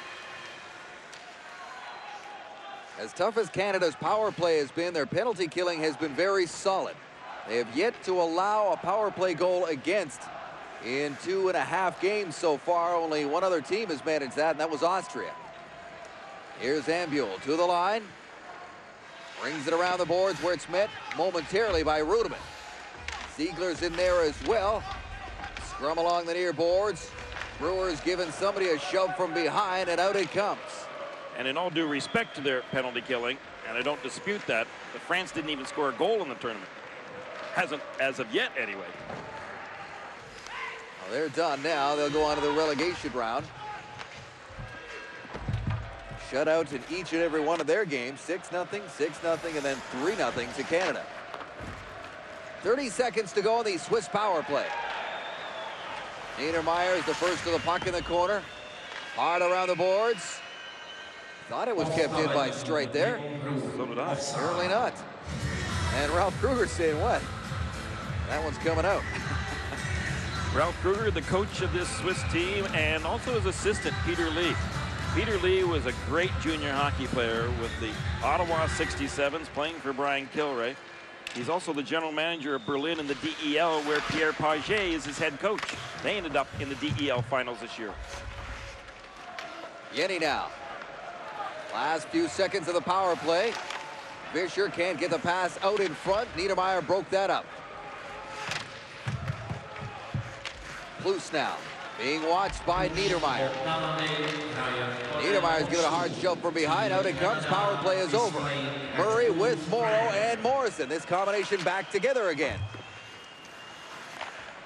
Perhaps just as some special teams had mixed up the lines. We'll watch to see whether the changes remain in effect. So no damage done on either of those back-to-back power plays. Later tonight in this building, there's going to be a huge crowd out to watch Germany and the Czech Republic go at it. They'll settle game Group A. Here's Morris with a shot into a crowd. Gerber made the stop and then gave someone a good whack in front. And it was Morrow. Whoa. What are you doing? Playing hide and go seek. That's hide and seek? I found you in 2 seconds. Get out of there. If you want to win this game, you got to do a lot better than that. Right? Come on. Get in. Hustle. Now that's the way you play the game. Down the dial on CTV, William Peterson stars in a new episode of CSI tomorrow at 9, 8 Central on CTV as we send you back to Prague on TSN with Canada up 1-0. And there's the guy who made it 1-0, Danny Heatley, in the opening minute of this second period. Daniel Briere now in to take the draw. Wins it cleanly back to Heatley, who gets it back to the line for Morris. He's on his backhand, so he'll shovel it in deep. Takes a hop off the boards. Morrow's back out there, and he can't get it covered up. Gerber can't. In behind the net it goes. Try to center it, and they can't. That does squeak out over the line. Back in it goes. Morrow, as the play did remain onside, but now there's a Swiss player crashing into the net, as Canada really has started to flex their muscles here in the opening 8:45, but we've seen good spurts up till this point, haven't we? Yeah, we certainly have, but now what the coaching staff for Canada will be looking for is consistency throughout this second period. We also saw Martin Steiniger end up going down, and Morrow wondered whether or not he'd be heading to the penalty box again. That was just, of course, to the right of Martin Gerber, as Gerber's net was once again being knocked off of its moorings. Canada doing a much better job of going to the net as well. When you start seeing situations like that occur, and then you know that Canada have got a much better focus of going to the net, something that I'm not going to say that they haven't done well, because they did that against France. They just didn't end up finishing off. Yenny chips it off the boards, doesn't get very far. Friesen and Stales were there, but now he'll skate it out. Trying to headman the pass, fanned on it, goes up and into the Canadian zone. Here's Brewer. Patiently gets it across to Stales. 2 gold medal winners from a year ago, Stales and Brewer. Now Williams will reset, get it to Eric Brewer. Eric Brewer making a nice move at his own blue line. That's one of his patented moves, and he's very good at it. Williams now trying to look for a man in front. He's knocked off his feet. It comes to the line where Stales keeps it in, flips it towards the goal. Now they got it going. Here is Patrice Bergeron in behind the net. Try to play it to himself off the back of the net. Gets it to Williams. Justin Williams in towards the goal. It's tipped just wide. As Brewer and Bouwmeester and Niedermeyer, well, not all of them, but a lot of the defensemen have been given the green light to jump up. Well, Brewer jumped up nicely there, and he was able to do that. For the reason being, Justin Williams was right back there covering up for him back in the blue line, and that's exactly the confidence that the defensemen, the good offensive defensemen from Canada need. They need to know that if they go deep, that they're not going to get burned. And as a result, they need that high forward to be coming back and making sure that their defensive position is being covered. Shot total so far in this period, 12-1 in favor of Team Canada. Now it's flipped into the Canadian zone, and that one is going to be icing. For Canada, just keep playing the Canadian game. Take the body, go to the net, make sure that you get more shots, and control those boards. One other thing that the coaching staff wanted their players to do better, and that was move the puck quicker. They felt that because of the big ice surface, they all felt that they had more time and they were taking more time, and it ended up also throwing their game off a bit. That's where they weren't really in sync as much. They want them to move the puck quickly. Thierry Paterlini is rubbed out along the near boards, and that rush ended almost as soon as it started. Puck is cleared into the Canadian bench as everybody ducks for cover. And that's especially so on the power play, where they want them to move the puck from kind of east to west, back and forth, to be able to get someone out of position. They didn't do that well against 2 teams that they should have been able to dominate in that respect, in Austria and France. But against the Swiss today, they wanted to get the Swiss moving. And as a result, then they felt that they would have more openings out there and create better scoring opportunities. Puck squirts loose off the draw to Cook. He tried to get it back to the line. Niedermeyer thought of stepping up, but backs up just the same. Now they get it to Murray. Cook into the corner. Trying to cycle his way out. Here's Niedermeyer up on the play, being watched by Fisher. Brendan Morrison now with Niedermeyer and Murray in front, and they can't get it to go for them. Cook keeps it in. Centering pass, nobody home except for Adrian Fisher. He spins away from a check, and it comes out to center ice. Now here's Morrison. Little backhand pass ahead to Glenn Murray. Glenn Murray back to Bouwmeester. One-timer down deep. Cook's there to get it. Morrison on the wraparound, scores! Brendan Morrison caps off what was an excellent shift by this line, and they make it 2-0. I was just about to say that Canada are really starting to click now. Guys are working well together. Morrison came out. I thought he looked for Murray, but he didn't have to. He saw a little bit of room there, and he just tucked it in underneath of Martin Gerber. Great play by Brendan Morrison. And now giving Canada a 2-0 lead. Their offense is starting to come, finally. And there you see Brendan Morrison of Pitt Meadows, BC, gets his first goal of this tournament. Interesting to note, Morrison's parents have been living in Hungary for the past 4 years, so he's got his family over here, and he's going to visit, spend some time with them in Bucharest once this tournament is completed. Right now, he's got his sights set on being a part of the team that defends the World Championship that they won a year ago in Finland. Now they've got a 2-0 lead against Switzerland, who on paper, this is definitely the second best team in this group. With all due respect to how well Austria has played, and you saw what France looked like yesterday. Far side now, Steininger tries to feed one into the middle for Patrick Fisher, and that was too far down the ice, and we'll take a break with the Canadians leading by 2. We've been coming here for years. Suddenly, everybody has a laptop. What gives? It's a hotspot. A hotspot?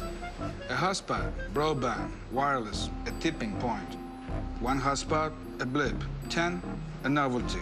Then the game of business changes. Billions of dollars fly through the air. Billions? Billions.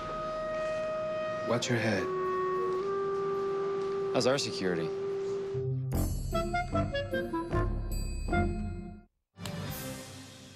Nice day for a walk in Prague. Good day to watch some hockey, too, particularly if you're a Canadian fan right now. Team Canada is starting to roll as we send you back to Saska Arena.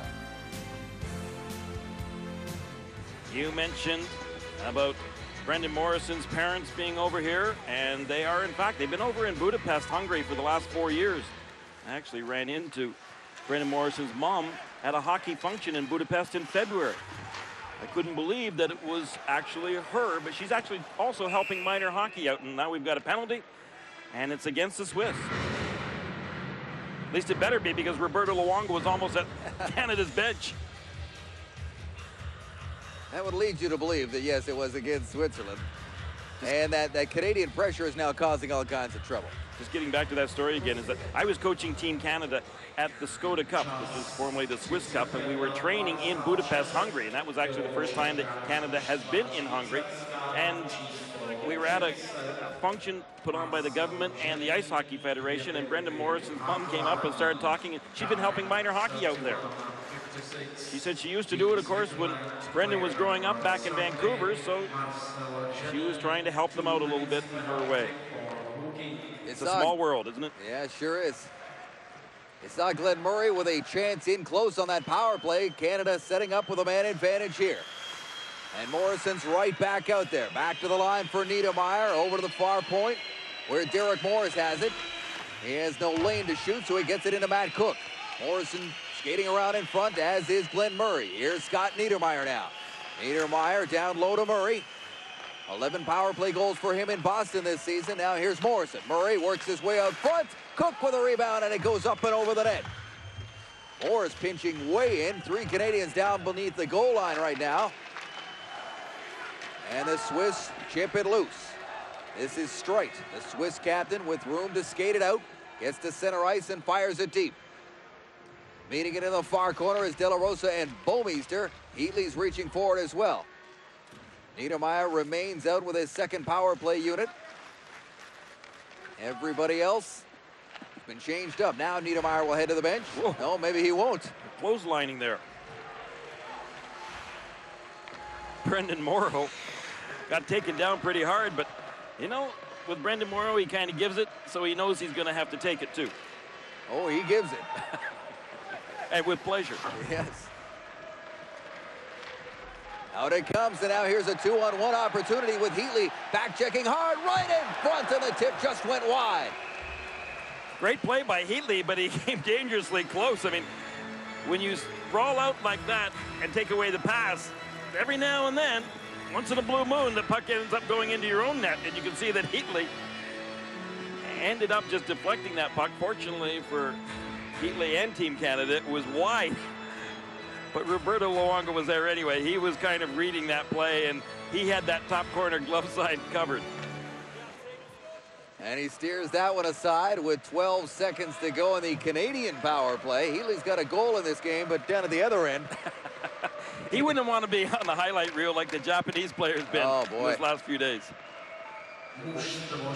Tell you about that in a moment. Here's Ryan Smith now, near boards, creating some room for himself, gets it down low. Quick shot in for Smith, and Niedermeyer right in front. Gerber has to make one save. Puck is loose, and out it comes to the line. Kept in there by Morris. Into the corner now. Here's Horkoff. John Horkoff, back of the goal. Power play is over. Team's back at even strength. Niedermeyer, Smith, and Horkoff buzzing all around. Now they'll get it out. In a game yesterday between Denmark and Japan, Denmark got the winner off the stick of a Japanese player, and folks, he just buried it. Like it was, he just turned and fired it right into his own net. There's not a chance the goaltender could have made that save because it was too great of a shot. It was a great shot. Well, there you see one more time how Brendan Morrow kind of got clotheslined and ended up down looking up. There was no penalty on the play, but Brendan Morrow will be right back at it, battling. Here's Friesen with a quick shot, rebound, and Gerber got the glove out on Justin Williams, who charged hard towards the net. Nice stop there by Gerber. He's made a few, more than a few, in this second period. But Canada really starting to get the opportunities. And had Williams been able to get that puck up and over Martin Gerber's left pad, we would have had a 3-0 hockey game here. But in the last couple of shifts, Canada seemed to be getting consistent opportunities. Rob Niedermeyer had a chance just on the past shift.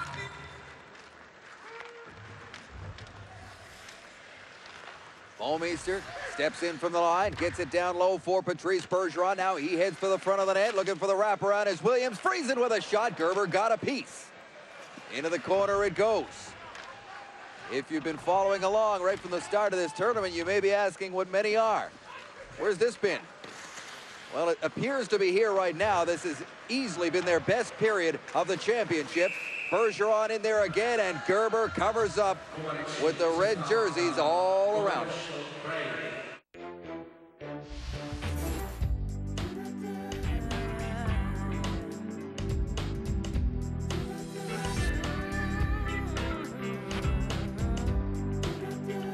So say thanks with the KFC Mom's Meal. Original recipe seasoned chicken, delicious salads, crispy fries, and for dessert, a decadent double fudge chocolate cake. But hurry, it's a limited time offer.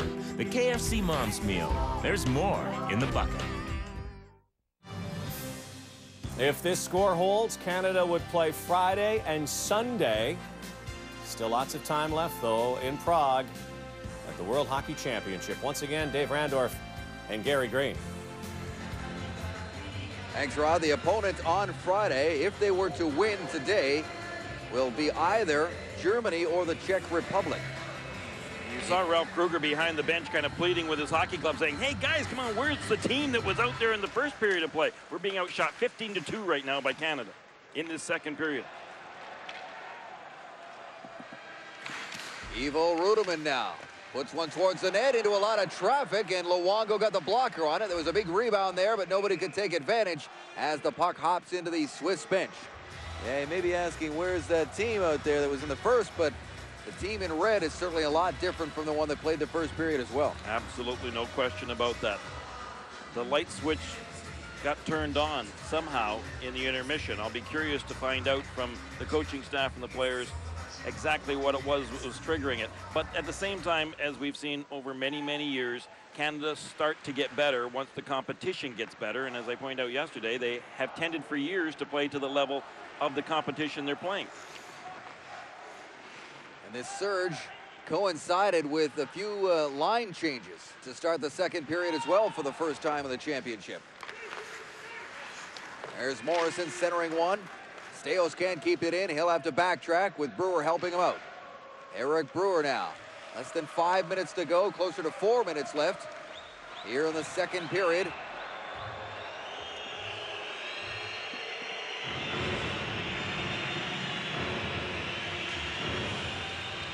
Canada will get an opportunity one more time as Patrick Fisher ends up going to the penalty box for a tripping call, and the Swiss now are starting to get a little bit more frustrated as Canada has become dominant in this period. You can see that Steos, who was trying to do kind of the Eric Brewer spinorama at the blue line to avoid the check, ended up, well, getting taken down, but to the benefit of Canada, actually, as they will go on the power play. Another power play opportunity for Canada. They have yet to score a power play goal here today. They have just one so far. Here's Smith to center ice. Ryan Smith, things started to open up for him there, and he was turned aside. Now here's Smith to Horkoff. Horkoff moving in, snaps a shot, stopped by Gerber. John Horkoff, he's got some finish. We saw some of that yesterday against France. And in this situation, Mike Babcock can just keep putting out his lines, and that's what he's got right now out in the power play, is just simply that line. And Canada's coaching staff has usually had the luxury of being able to do that oftentimes in the World Championships, or I should say most times, because of that balance that they have in four lines. National Hockey League players that can obviously be good enough offensively to do that. Morris and Niedermeyer along the points now. Briere, Morrow, and Heatley up front. for Canada.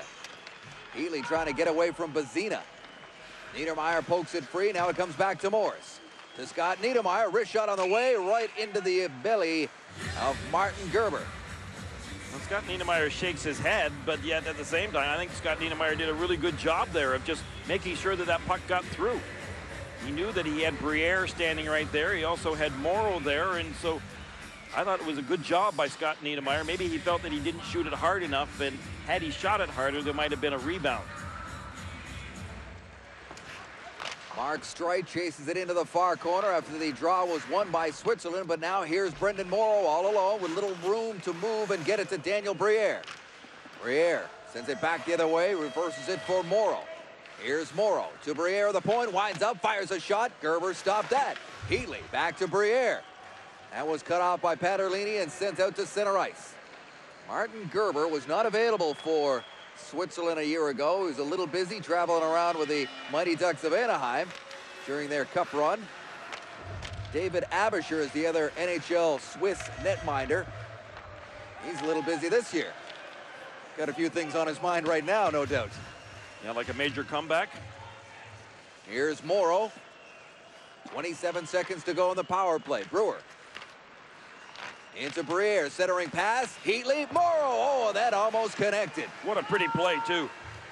I think we're starting to see some of that chemistry and knowing where each other is on the ice that's been missing up till this point. That was a nice play. Here's Heatley now. High slot, try to snap one, and that goes so high it went up and over the netting in behind the net, almost like a field goal there. Isn't that funny that all of a sudden Morrow ends up now playing with Briere and Heatley, and he absolutely looks as though he is in total sync with those two players. Making good passes, really doing the things offensively in the zone that you would have thought that he would have been able to have done with Morrison and Murray. That's what's so frustrating for the players. It's so frustrating for the coaching staff when lines you put together sometimes you think really have all the perfect ingredients, they should really click, and then for some reason the chemistry's not there and they don't click. Murray trying to barge in. Morrison following up on the play, gets the turnover. Here's Brendan Morrison, centers the puck. Schultz now with it, takes the shot, or centered it rather, and nobody could tip it home. Another good rush by Canada. Here's Cook. Gets it to his Vancouver Canuck teammate. Morrison back to the line for Morris. Just keeps it in and gets it over to Schultz. Schultz has given a bump, so is Cook. Finally, they clear it. Team's back at even strength now with about a minute and a half to go here in the second. A period in which Canada has scored 2 goals to take their 2-0 lead. Schultz wasn't quite sure there when he was on the blue line as to whether or not he should be backtracking or whether or not he should stay up there and get that pass, hopefully, from Morris. Morris was starting to move a little bit too close to him with a couple of forecheckers on him. I'm not so sure that Schultz wasn't thinking the right thing by going back defensively. That's one thing that Tom Rennie talked about, is that it's nice to have confidence offensively, but you want to make sure, too, that you protect yourself defensively by not being overly aggressive when it comes to forechecking, overly aggressive when you've got control of the puck by having too many men in too deep.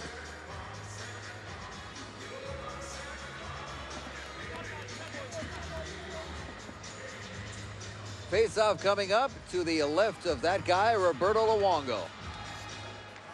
Spoke to Jean-Sebastien Giguère yesterday after his shutout win against France, and he's quite content and in pure Team Canada mode is ready to play as much or as little as this team wants him to be.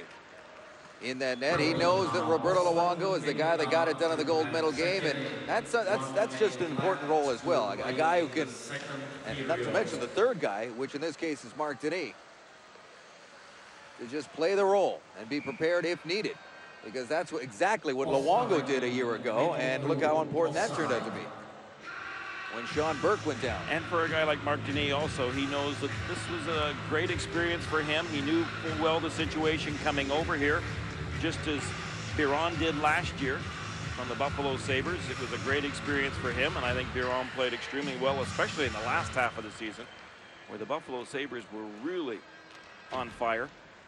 They didn't miss the playoffs by much, and they just hope that they can take over from where they left off. You're talking about 4 goaltenders, all from Quebec, all of whom could be #1 goalies on this team. That factory keeps chugging them out. Vauclair now rushing in, trying to center the pass. It's broken up by Brewer. Now here's Morrow now. Into the middle for Daniel Briere. Briere and over the line with Steos charging hard towards the net. And with Steos coming in there, Gerber covers up with 9 seconds to go here in the second period. Talk about the offensive confidence over the years that Steve Steos has developed. A lot of that confidence took a big step last year when he played for Team Canada at the Worlds and ended up going home with a gold medal. He had another good, strong season. Initially, he told Jim Nill, from the general manager of Team Canada, that he couldn't play, that he was just exhausted. But then he changed his mind after he had a few days to think about it and to catch his wind. He really did give everything he had this year for the Edmonton Oilers. It is now 2-0 Team Canada over Switzerland through 40 minutes of play. Back to Rod. Thank you, Dave, and thank you, Gary. That is more like the Canadian hockey team we saw last year on their way to the gold medal. Well, Gary Green said it. Somebody said something, whether the coaches had something going on in the locker room or a player stepped up and said something. But whatever was said between the first and second period obviously worked, because Team Canada was showing some passion. They were going to the net. The pucks were going to the net. They were driving that, shooting the puck.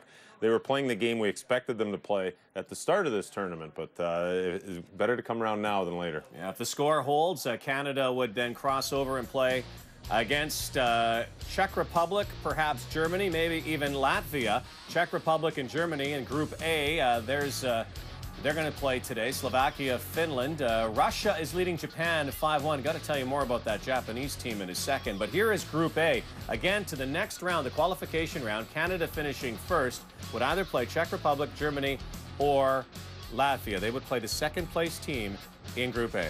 And I don't think they want to play the Czech Republic too early, because the tournament's in the Czech Republic. So if they did that, that would not... You don't want to play a difficult team when your team's not in sync. I think they'd rather see Latvia or possibly Germany and wait to play the home team a little bit later in the tournament when your scoring's there and everything's starting to roll for you. Yeah, bottom line is you still have to play all those teams, but you're right, maybe not to play Czech Republic right away, but we'll see what happens at the end of the day. Let's go through the other pools right now and the other groups in the standings. Sweden, with 3 wins so far, they are rolling. Russia, by the way, in that game with Japan today, Ilya Kovalchuk has scored, teammate of Danny Heatley. He has a goal and an assist. Denmark with the 1 win over Japan, the Japanese team look like they're going to go 0-3. And we should tell you about this. Japan was tied with Denmark, Dave, yesterday. It was 3-3. Watch this late in the game.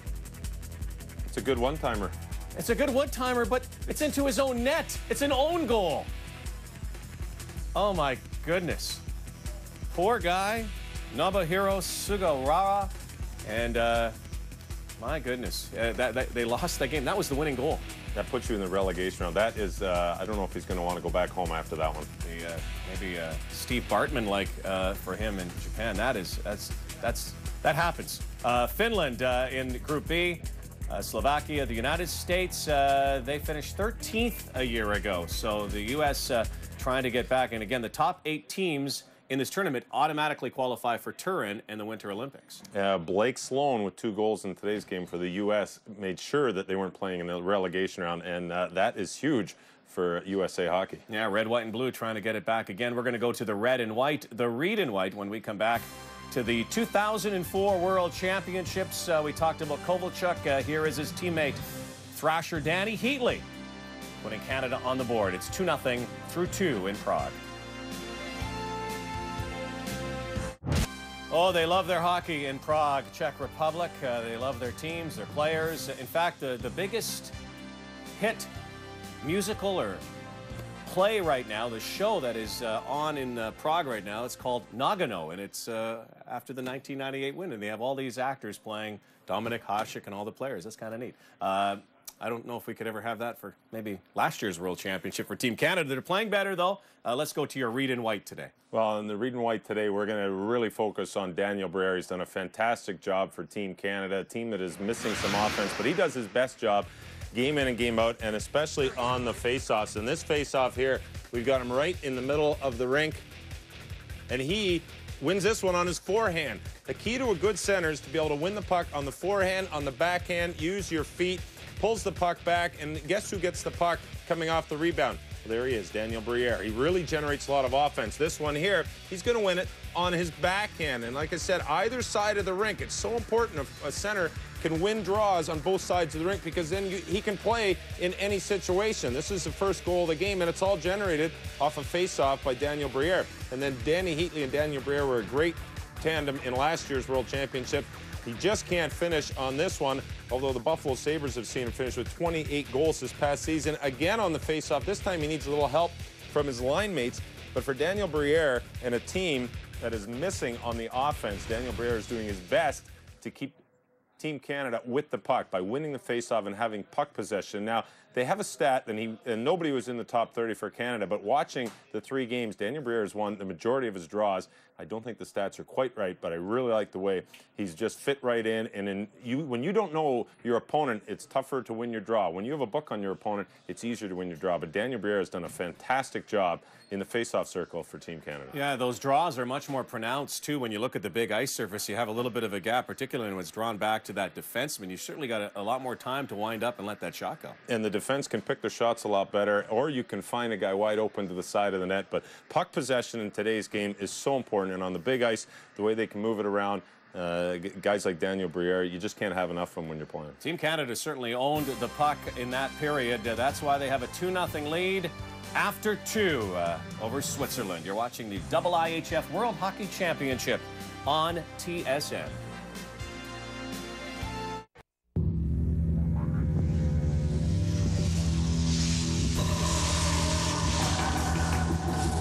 There's always one who breaks away. Then it's me against him. He wants to burn me. And there's only one way to fight fire. It's here, it's clear. Thirst-quenching Gatorade Ice.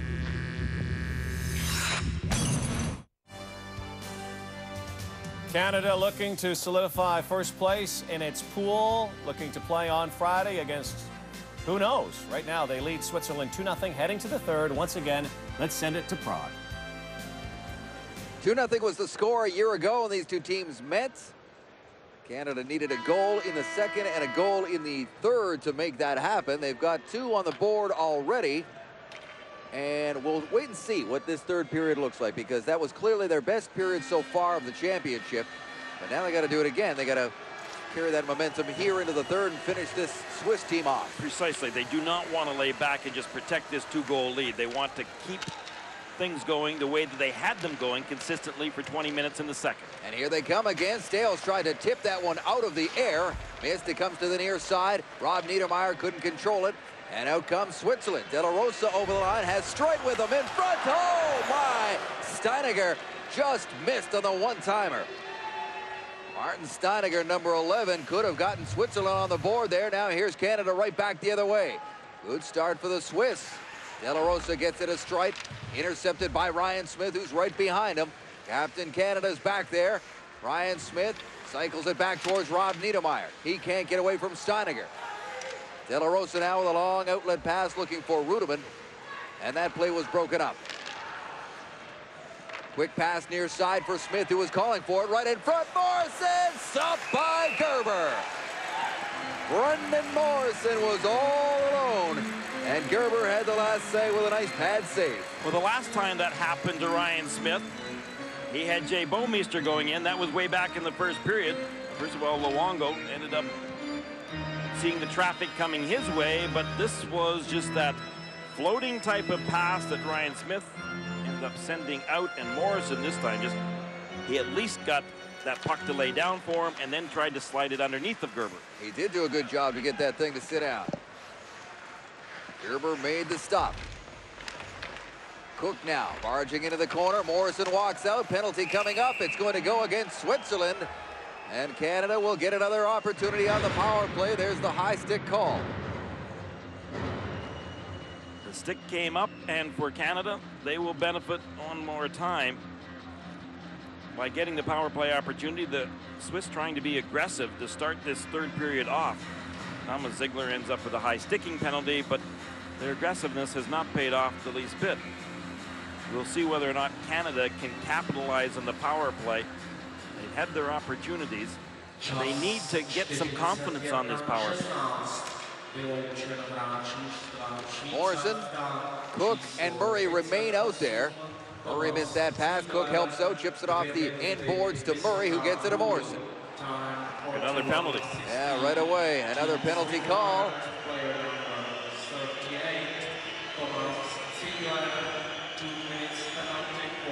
And this one's going against Switzerland as well.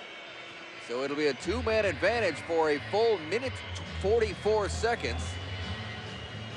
As that over-aggressiveness that you talked about has got him in a spot of bother right now. Well, and I mentioned that can be a problem with Beauclair over in international play, is that he tends to be a little bit too aggressive. Now, it's most likely going to be called for elbowing. Didn't see the elbow come up high. Regardless, he's in the box for two more. Finally goes up on the board, and here's Derek Morris now with lots of room with Niedermeyer. Cook's in front, Morrison's there as well. Here's Niedermeyer, down low to Murray. Centering pass broken up by Steiniger. Comes to Niedermeyer to Morris. Derek Morris, high point, Niedermeyer fires, and it's tipped and rolls wide into the near corner. Morris now out of the corner. Here's Derek Morris, gets it back to Morrison. Matt Cook now to Niedermeyer. Lots of time. They're going to be patient here and get a power play goal. Morris down low. Morrison centers it, and Murray can't control it, so he has to back up in behind the net. Now he moves out in front.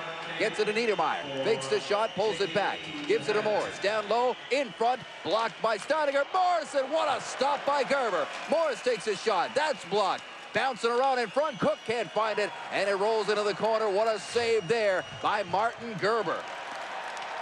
Much better job by Canada's power play.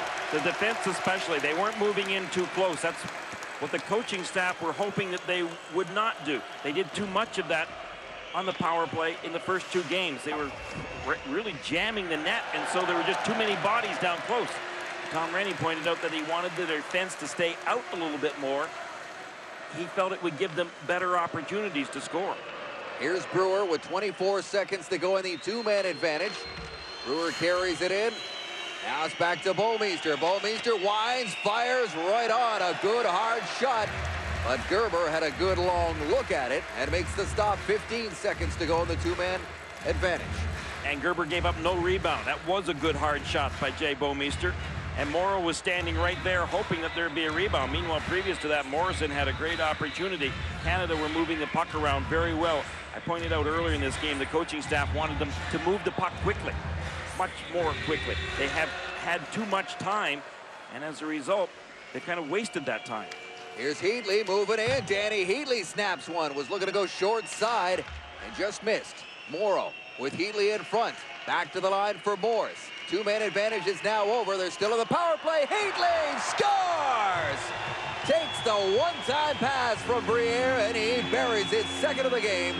3-0, Team Canada. Just as Ziegler was coming back onto the ice for the Swiss, Canada really moved the puck around not only quickly, but very accurately.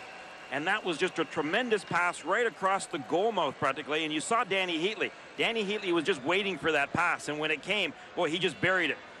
He wasted no time whatsoever. He was on his forehand side, and he knew when he got it, he had to react quickly before Gerber could get over there.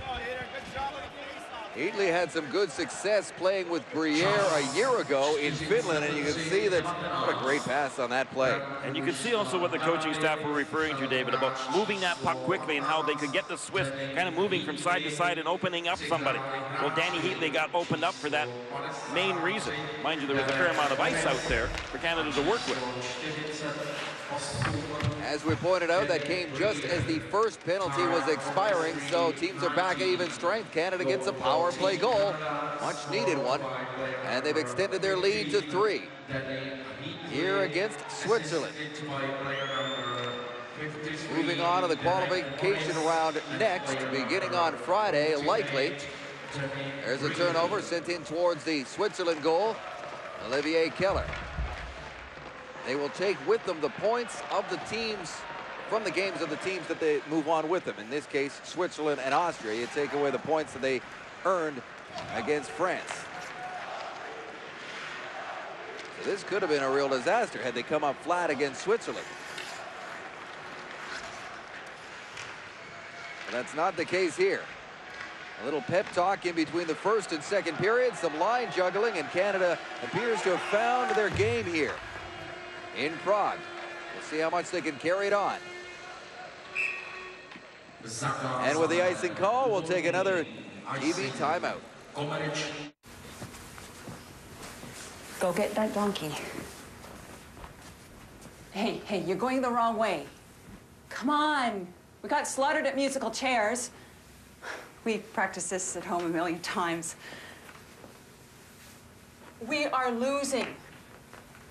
I can't believe I missed Pilates for this. Hitch your own ride home, Missy.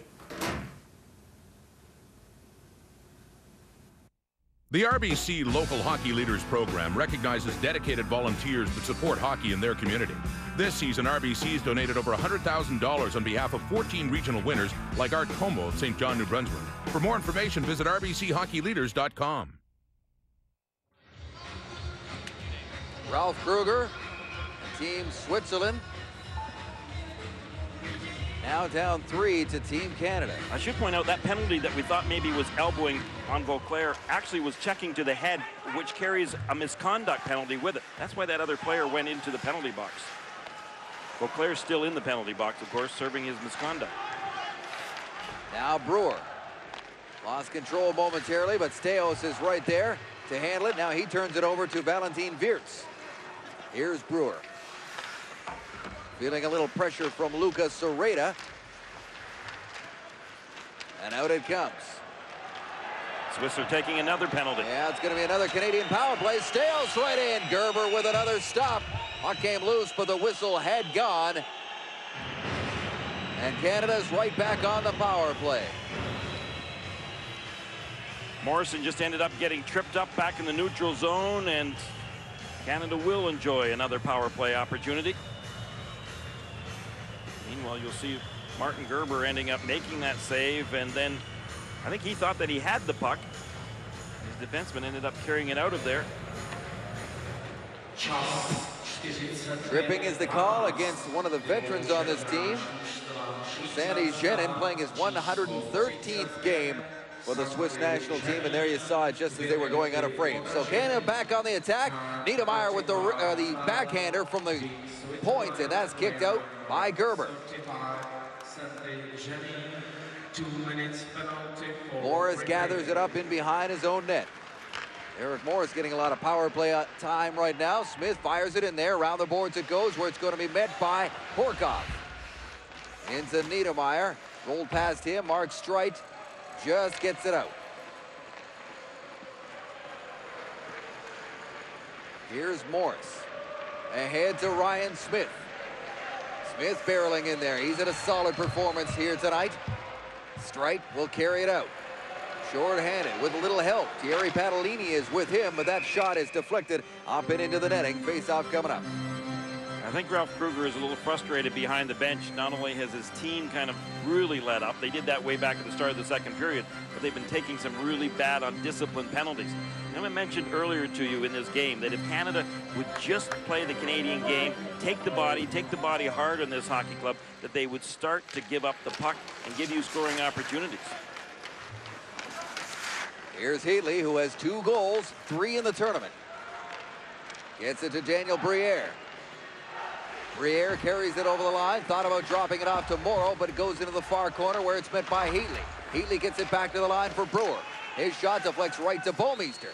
Bouwmeester, far side. Pass that hopped away from Heatley. Gerber's out of his net, gets back into position. Morrow's back there banging around for it. Bouwmeester takes it out of the air and keeps it in. Wrist shot, more of a pass, was looking for Briere, and that's broken up with 30 seconds to go in the power play. And that power play is about to be over, as it appears as though Morrow has taken another penalty, and he's not even going to wait. He's headed straight over to an area that he's become pretty familiar with today. And Brendan Morrow knows that for as aggressive as his game has been and as intense as his game has been today. But that's something that he's got to change and get better at as this tournament goes on. He can't afford to sit in the penalty box against the better competition. No question about that. With teams like Sweden, Russia, Czech Republic, still as possible opponents, you cannot afford to be over-aggressive over here. We've seen it time and time again. And Morrow will know that. This is his third World Championship. He's not foreign to it. Derek Morris fires a shot that's up and into the netting. No, he's not foreign to it at all, and there's not really much that needs to be said. And with that, we'll take another break here in Prague. 3-0 Team Canada.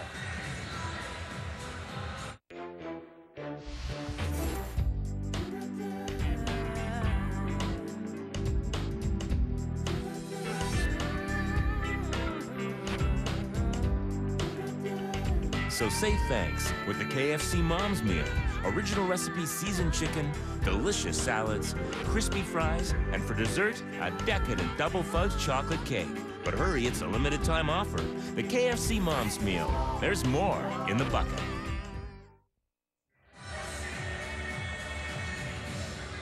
Daniel Briere was being attended to on the bench by Team Canada's trainer, but he appears to be all right. Canada has so far been fortunate not getting hit with the injury bug. That's something that is so key to them as this tournament gets on, is remaining healthy. It is a marathon, a 2-week marathon. The good thing for Canada is that you can stay in one location. But if you go to the gold, it's 9 games. The initial Switzerland penalty is now over, so they've got a power play for a little under 1:30 here. They'll try to get their first goal of the hockey game. Martin Plus fires a hard shot in and rings around the boards where it's handled by Niedermeyer, but 2 white jerseys are on it immediately. Comes back to the line for Goran Pazina. He gets it near side for Yenny. Rolls off his stick, and this will be cleared by Matt Cook, and Cook got a stick up high, and this power play is over. Once again, a stick infraction on the part of the Swiss. And that's just an undisciplined play on their part. So much for the power play opportunity. You'll see as Matt Cook ended up getting that stick right from Marcel Yenny right up in his face. Not a bad sell job by Cook, don't you think? He's an NHL warrior. He's received far worse than that. Well, it took care of the power play. It did that. So 4-on-4 for another minute here, as there have been a ton of penalties here in the third period. Skating out with it is Forster. Forster's in over the line, backhands one towards the goal. It goes wide and bounces straight to Rudeman. His shot deflects wide as well. Forster winds up with a wild one-timer that goes off the skates of Brendan Morrison.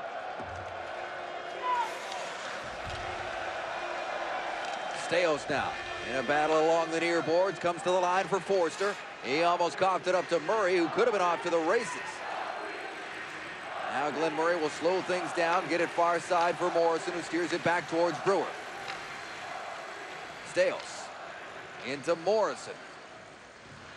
He's given a bump on either side as he came over the line. It rolls in and it comes out over the stick of Steve Steos. Canada's done a better job in today's game at really using the width of this ice. And that's exactly what the coaching staff has insisted time and time that they do. You've got that additional room, utilize it. You've got the speed, you've got the passing capabilities, so utilize that space. Spread out.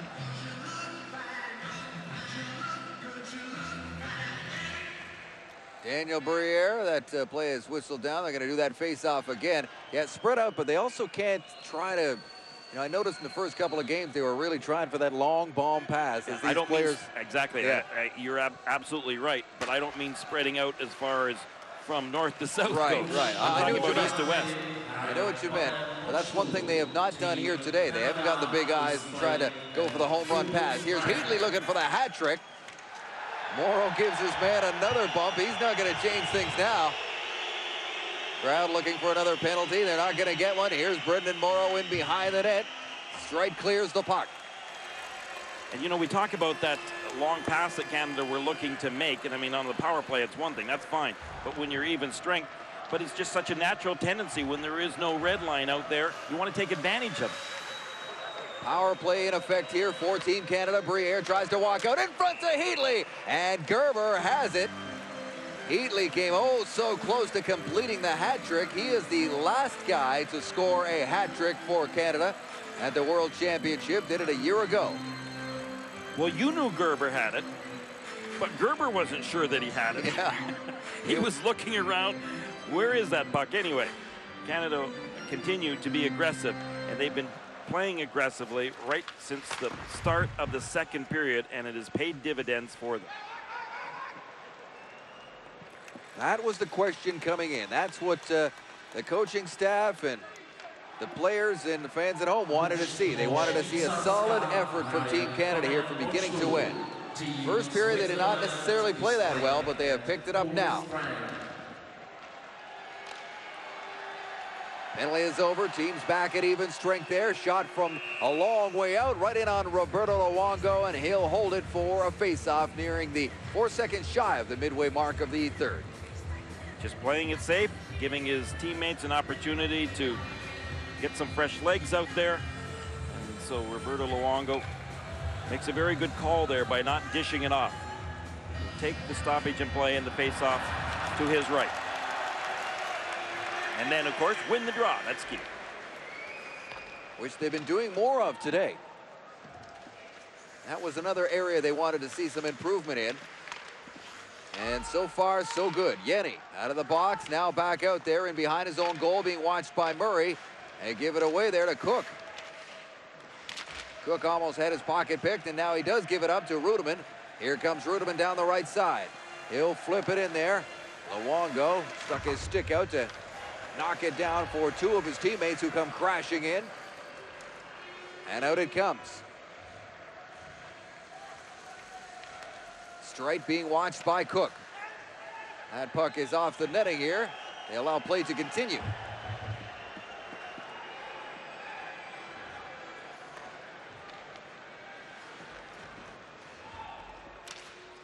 Now it goes into the Switzerland end. Gerber came out to stop that. Near side is Patrice Bergeron. A great rookie for the Boston Bruins. One of two great freshmen they had playing in Boston this season, along with goaltender Andrew Raycroft. Here's Bergeron in behind the net. Bergeron looking for somebody to dish off to on his backhand. Tried the shot, and it deflects to the far side. Patrice Bergeron is now the second youngest player to ever play for Canada at a World Championship. Not even 19 years old yet.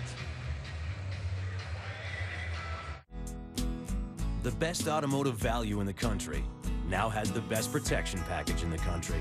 Introducing Canada's best warranty from Hyundai. Now every new Hyundai is covered by the longest powertrain warranty, an unbeatable limited bumper-to-bumper warranty, and 5-year roadside assistance. When you build them better, you can back them better. Canada's best warranty, only from Hyundai.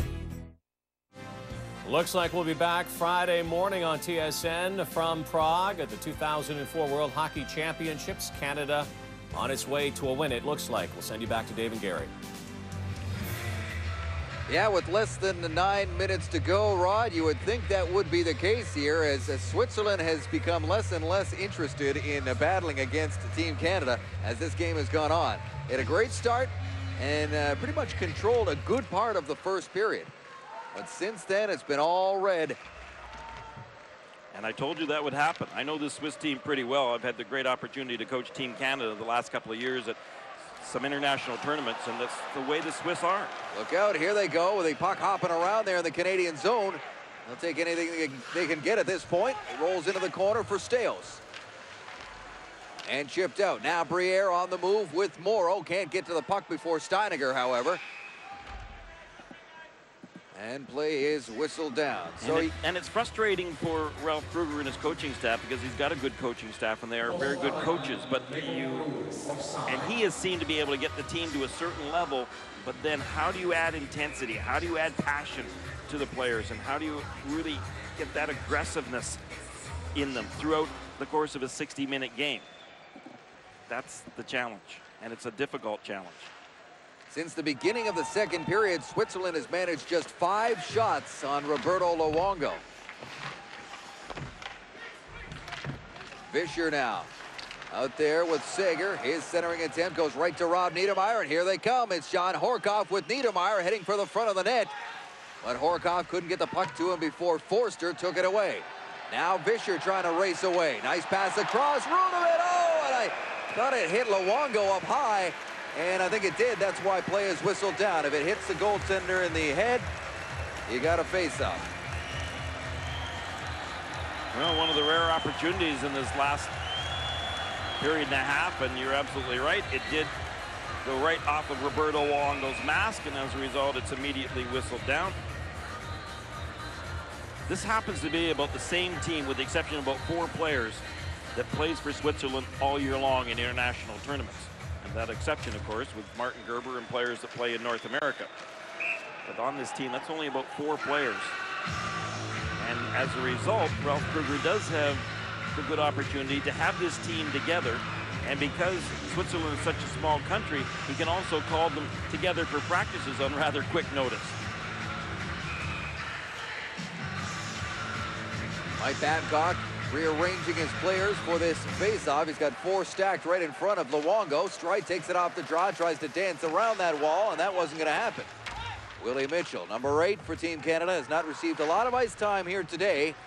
He's out there now. Here's Cook. Matt Cook's role just became a whole lot more important now that he's been substituted up onto the, what I guess was for, on paper anyway, the top line with Brendan Morrison and Glenn Murray.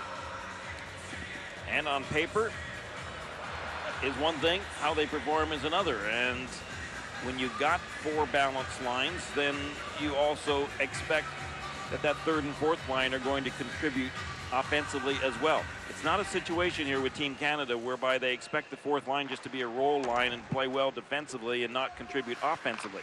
Because against other countries' 4th line, Canada's 4th line is expected to contribute offensively. They got that capabilities. Long outlet pass is a good one, and here comes Yenny over the line, drops it off for Ziegler. Brazino following up on the play, laying it off the post, and score!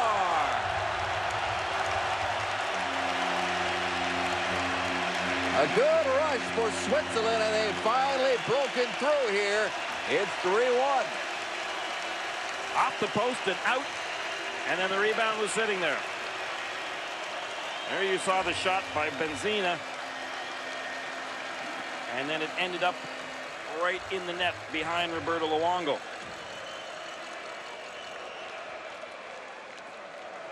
Off the goal post and then simply sitting there. Yenny ended up putting the puck in. Roberto Luongo never really did find it. Marcel Yenny's been around an awful long time. His 161st game playing for the Swiss national team today. And he gets a goal past Roberto Luongo with less than 7 minutes to play here. Now here's Heatley trying to break away. Still a 2-goal lead thanks to Heatley's 2nd goal of the game earlier this period. Just a bad break, really. It was a good first shot that hit the post. I guess that one could have gone either way. And the puck just lying right there for Yenny. And they've been able to score to this point in the tournament, has Switzerland. So it's not really a surprise that they were able to beat Luongo. Now we'll see how this changes the game, if it does at all. With time becoming a factor. Under 6 minutes to go now as Brewer lugs it up over center, dumps it in, heads for the change. And you can hear all the Swiss fans who are in attendance today. You close your eyes and just look at the stands, you think they're wearing Canadian red. No, that's not the case. What Canada will have to be careful about here is the Swiss will really start shooting a couple of forwards out high on their breakout, trying to get in behind the Canadian defense. With that one goal right now, it'll give them a little bit of confidence. They feel they're back in the hockey game, and so Ralph Kruger will start sending those wingers. They'll just start shooting right up the boards and then crossing over in order to look for that long pass. Canada still want to play their game, but at the same time, they're going to have their head on a swivel. Bomeister now to Niedermeyer in behind the net. Quick pass to Murray. He gets it out. Cook is immediately met at center ice by Bazina. Now here's Shannon now over the line. I thought Ambuel might have been offside. There's a shot and a good save by Luongo with a man who headed right for the front of the net. And that goal may have given Switzerland a little bit of life here. Hold on. Niedermeyer gets it to open ice. Bomeister gets it out. Some of that has also been, though, because of the fact that Canada really started to lay off of taking the body. Well, maybe they better start taking it again.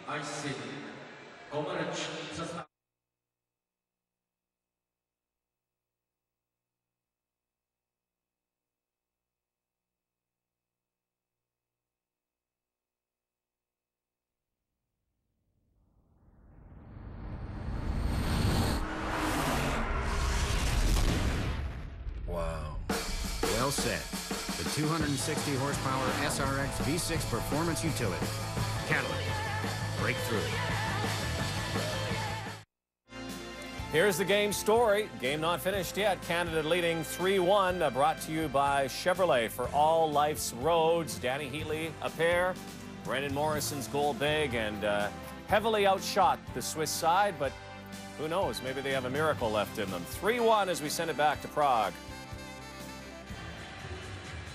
That is the situation here. A 2-goal game. Less than 5 minutes to go on the clock. Canada wins the draw. Morris flips it off the glass. Horkoff tries to battle his way in against Ziegler. Now this one is scooped up by Forster. Forster can't get away from Smith, who turns it back the other way, and immediately going with it is Horkoff. Pokes it ahead. Niedermeyer's in there as well. Rudeman will carry it out. Ivo Rudeman with Ziegler. This is the line that connected last time. It comes in on goal, and Luongo will cover it up. Face-off coming up to his left. With about 4.5 minutes to go in this third period, Canada got to make sure that nothing fancy right now. You see Roberto Luongo with some traffic coming in on top of him, including his own player, Glenn Murray, coming crashing into the crease. Canada wants to keep their game simple. Not to hang on to that puck too long when they get over that red line, to put that puck in deep, make sure they're sound defensively. Defense will kind of back off from pinching, and they'll have that one aggressive forechecker in on top, trying to do the job of two men, and that will be their job. But that second forechecker is not likely to be too active. Right now, the first forechecker there was Matt Cook doing a good job. He leaves the work into the corner for Murray. Now Briere's out there in against Plutz. Briere is often outsized, but his heart is always in it, as it was on that play, but Switzerland comes out with it. Near side for Stales. Off the board, gathered up by Morrow, who gets out of the way of a check. Here's Briere, high slot, snaps one, deflects up and over the net. Well, you could see that even though Heatley was thinking of heading right for the net, that he backed off just a little bit there, knowing full well what the game plan is that Briere had possession. He was going straight down the middle, and there were kind of three red sweaters, all Canadian forwards, that were kind of bunched up a little bit, so they did not want to get caught. I'll redo that face-off as you got a good look at Briere heading off the ice. Led the Buffalo Sabres in scoring this year and was just a couple of second in goals, one behind Miroslav Shatan. Keep the fresh legs out there, 30-second shifts, and finish this game off well, knowing that you have played a pretty solid 60 minutes, 40 minutes especially. Bergeron, the youngster, 18-year-old, in to take the draw against the veteran Janin, and Janin wins it into the far corner. Chipped a little high into the stands. 16-21 gone here in the third. Right there, the Swiss were looking to try to win that draw so they could get the quick breakout and send that man right up and over the red line looking for a long pass. Canada knows full well that that's what they're going to try to do. The key here is for Horkoff to win the draw. Keep that opportunity away from them. And just tied him up anyway. Now here comes Forster.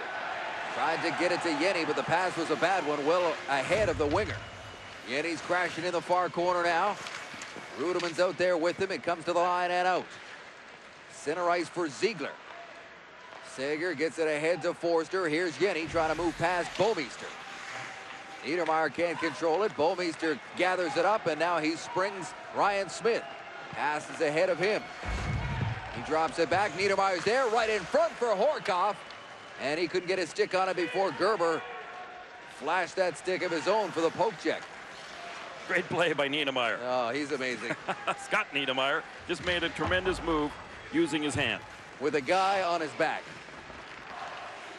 He's a lot stronger than a lot of people give him credit for. Certainly is. And a lot better defensively than most people give him credit for. Here's Fisher now, winds up. He's got a hard shot, and he's got fresh legs because he hasn't been 100% here. And watch for number 97. He can strike in a hurry. Murray is tripped up in the corner.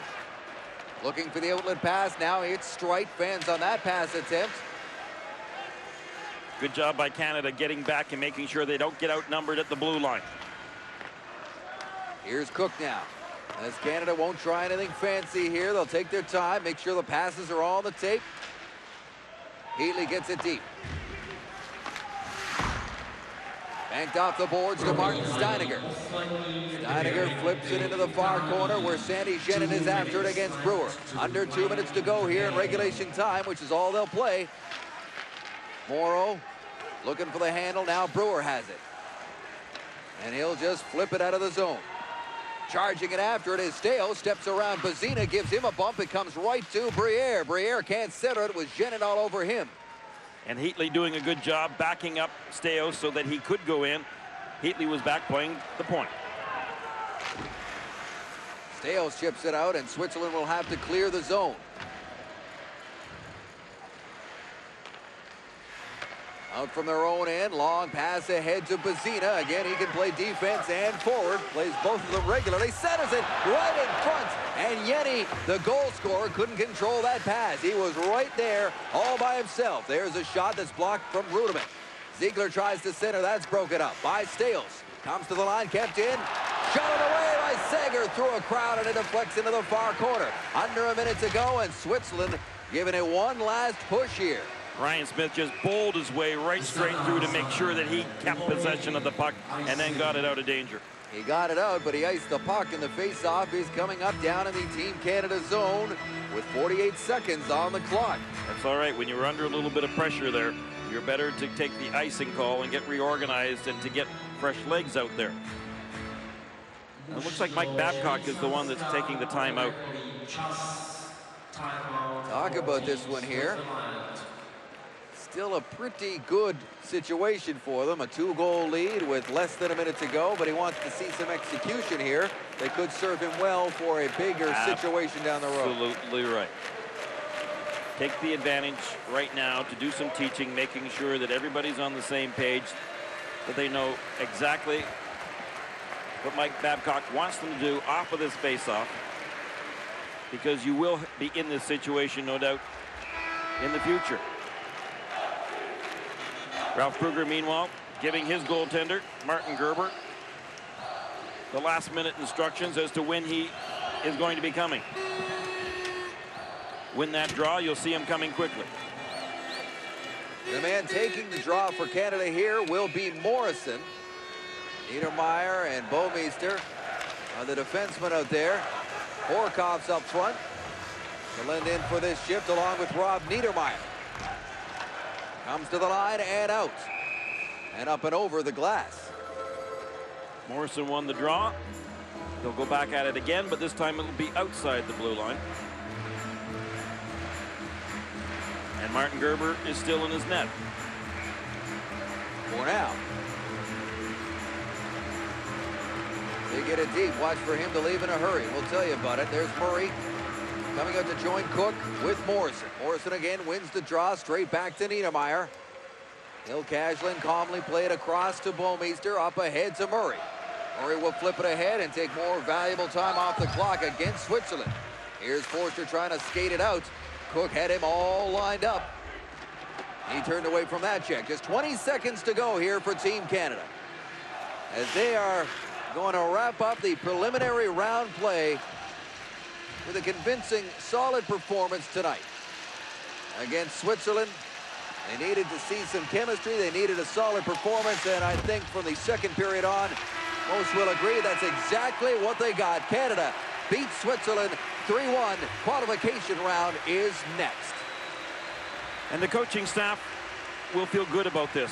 Feel good about the changes they made right at the end of the first period. And so as a result, they can look forward now to the qualifying route, and these lines will probably be the same lines that we will see in the next game. They've made some changes, and they seem to have paid off. We'll see what other changes are made as the tournament goes on. 3-1 final. Here's Rod. Certainly their best effort so far at the Worlds. A cash donation coming up on the turning point. Here comes the TSN turning point. TSN turning point, Brendan Morrison's goal. It just got the momentum going for Canada, and they never looked back after that. Great wraparound from behind the net. A little bit more room on the big ice for Brendan Morrison, but that just created the momentum, and Canada just walked from there. Yeah, they cash in, and the cash donation will be made on behalf of TSN to the Coaching Association of Canada, whose mission is to enhance the experiences of all Canadian athletes through quality coaching. Quality coaching today, making those changes, that certainly helps spark Team Canada as they go on to their second win of the tournament. 3-1 the final. Danny Heatley a pair. The 2004 IIHF World Hockey Championships on TSN are brought to you by Molson Canadian. It's a Canadian game. By Chevrolet. Chevrolet, proud to support Canadian hockey through sponsorship of the World Hockey Championships. By Mitchum M3, so effective you could skip a day. And by Gatorade. Is it in you? Here you go, boys. Here you go. Get the scent. Got the scent? Go find him, boys. Introducing the award-winning Outlander Max. It can handle extra tough conditions and 1 or 2 riders. Thanks to its exclusive convertible seat rack system. I guess someone's got a long walk back. Guess so. Don't get stuck with anything less. Bombardier ATV. Follow no one. Now with 2 years of free extended coverage. That ought to do it. Oh, you're going international, huh? That's the plan. All right. See you tomorrow. Hey, Frank, little help! Here you go, guys. Hey, ragazzi! Hey, Franco, mi aiuti? Ci vediamo. Ciao, Franco. Ciao. Ecco i pacchi da Montreal. Sì, lavoriamo con l'estero, eh? Ti ringrazio. Complimenti. Global shipping with a very familiar face. UPS, what can Brown do for you? Come on to my house, come on. Since 1954, RBC's had mortgage specialists to help you with the right mortgage. My house, I'm gonna give you peach and pear and The difference is, today they come to you because you've got lots of things to do. Another way RBC puts you first. RBC Royal Bank, first for you. You like simple better than complicated. You like quick better than slow. So use SpeedPass to pay at Esso. It's fast. There's no fumbling with cash or cards. And it links to a credit card account you already have. To get your free SpeedPass, call us toll-free or visit speedpass.ca. You'll like how easy it is to get where you need to be. How do we know? We're drivers too. The 2004 IIHF World Hockey Championships on TSN are brought to you by Esso. At Esso, we're drivers too. By RBC Local Hockey Leaders, recognizing dedicated volunteers who support hockey and their communities. And by Bauer Nike Hockey, accelerating the world's fastest athletes. Third period summary brought to you by Chevrolet for all life's roads. Mr. Reed, Well, Danny Heatley came up with a big goal. Yet he made it close at the end, but Canada outshot the Swiss 28-10 in the last two periods, a total of 34-22 for the whole game. So next up, Friday morning, 10 Eastern, 7 Pacific time, Canada will play Czech, Germany, and Latvia all together. Actually, they'll play one of those teams, depending on what happens later today. Canada wins 3-1. They win their pool. We will see you Friday at the Worlds.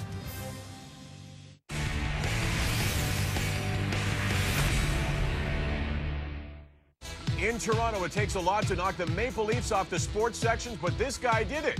John Avery, running back, Toronto Argonauts. You've been on the front page of a lot of sports sections, haven't you? Yes, sir. Old Miss back in the day, Miami, Denver, Chicago, Dallas, Edmonton. But you came here for one reason, to insult my mom, I think. Let me hear those words. Bring it on.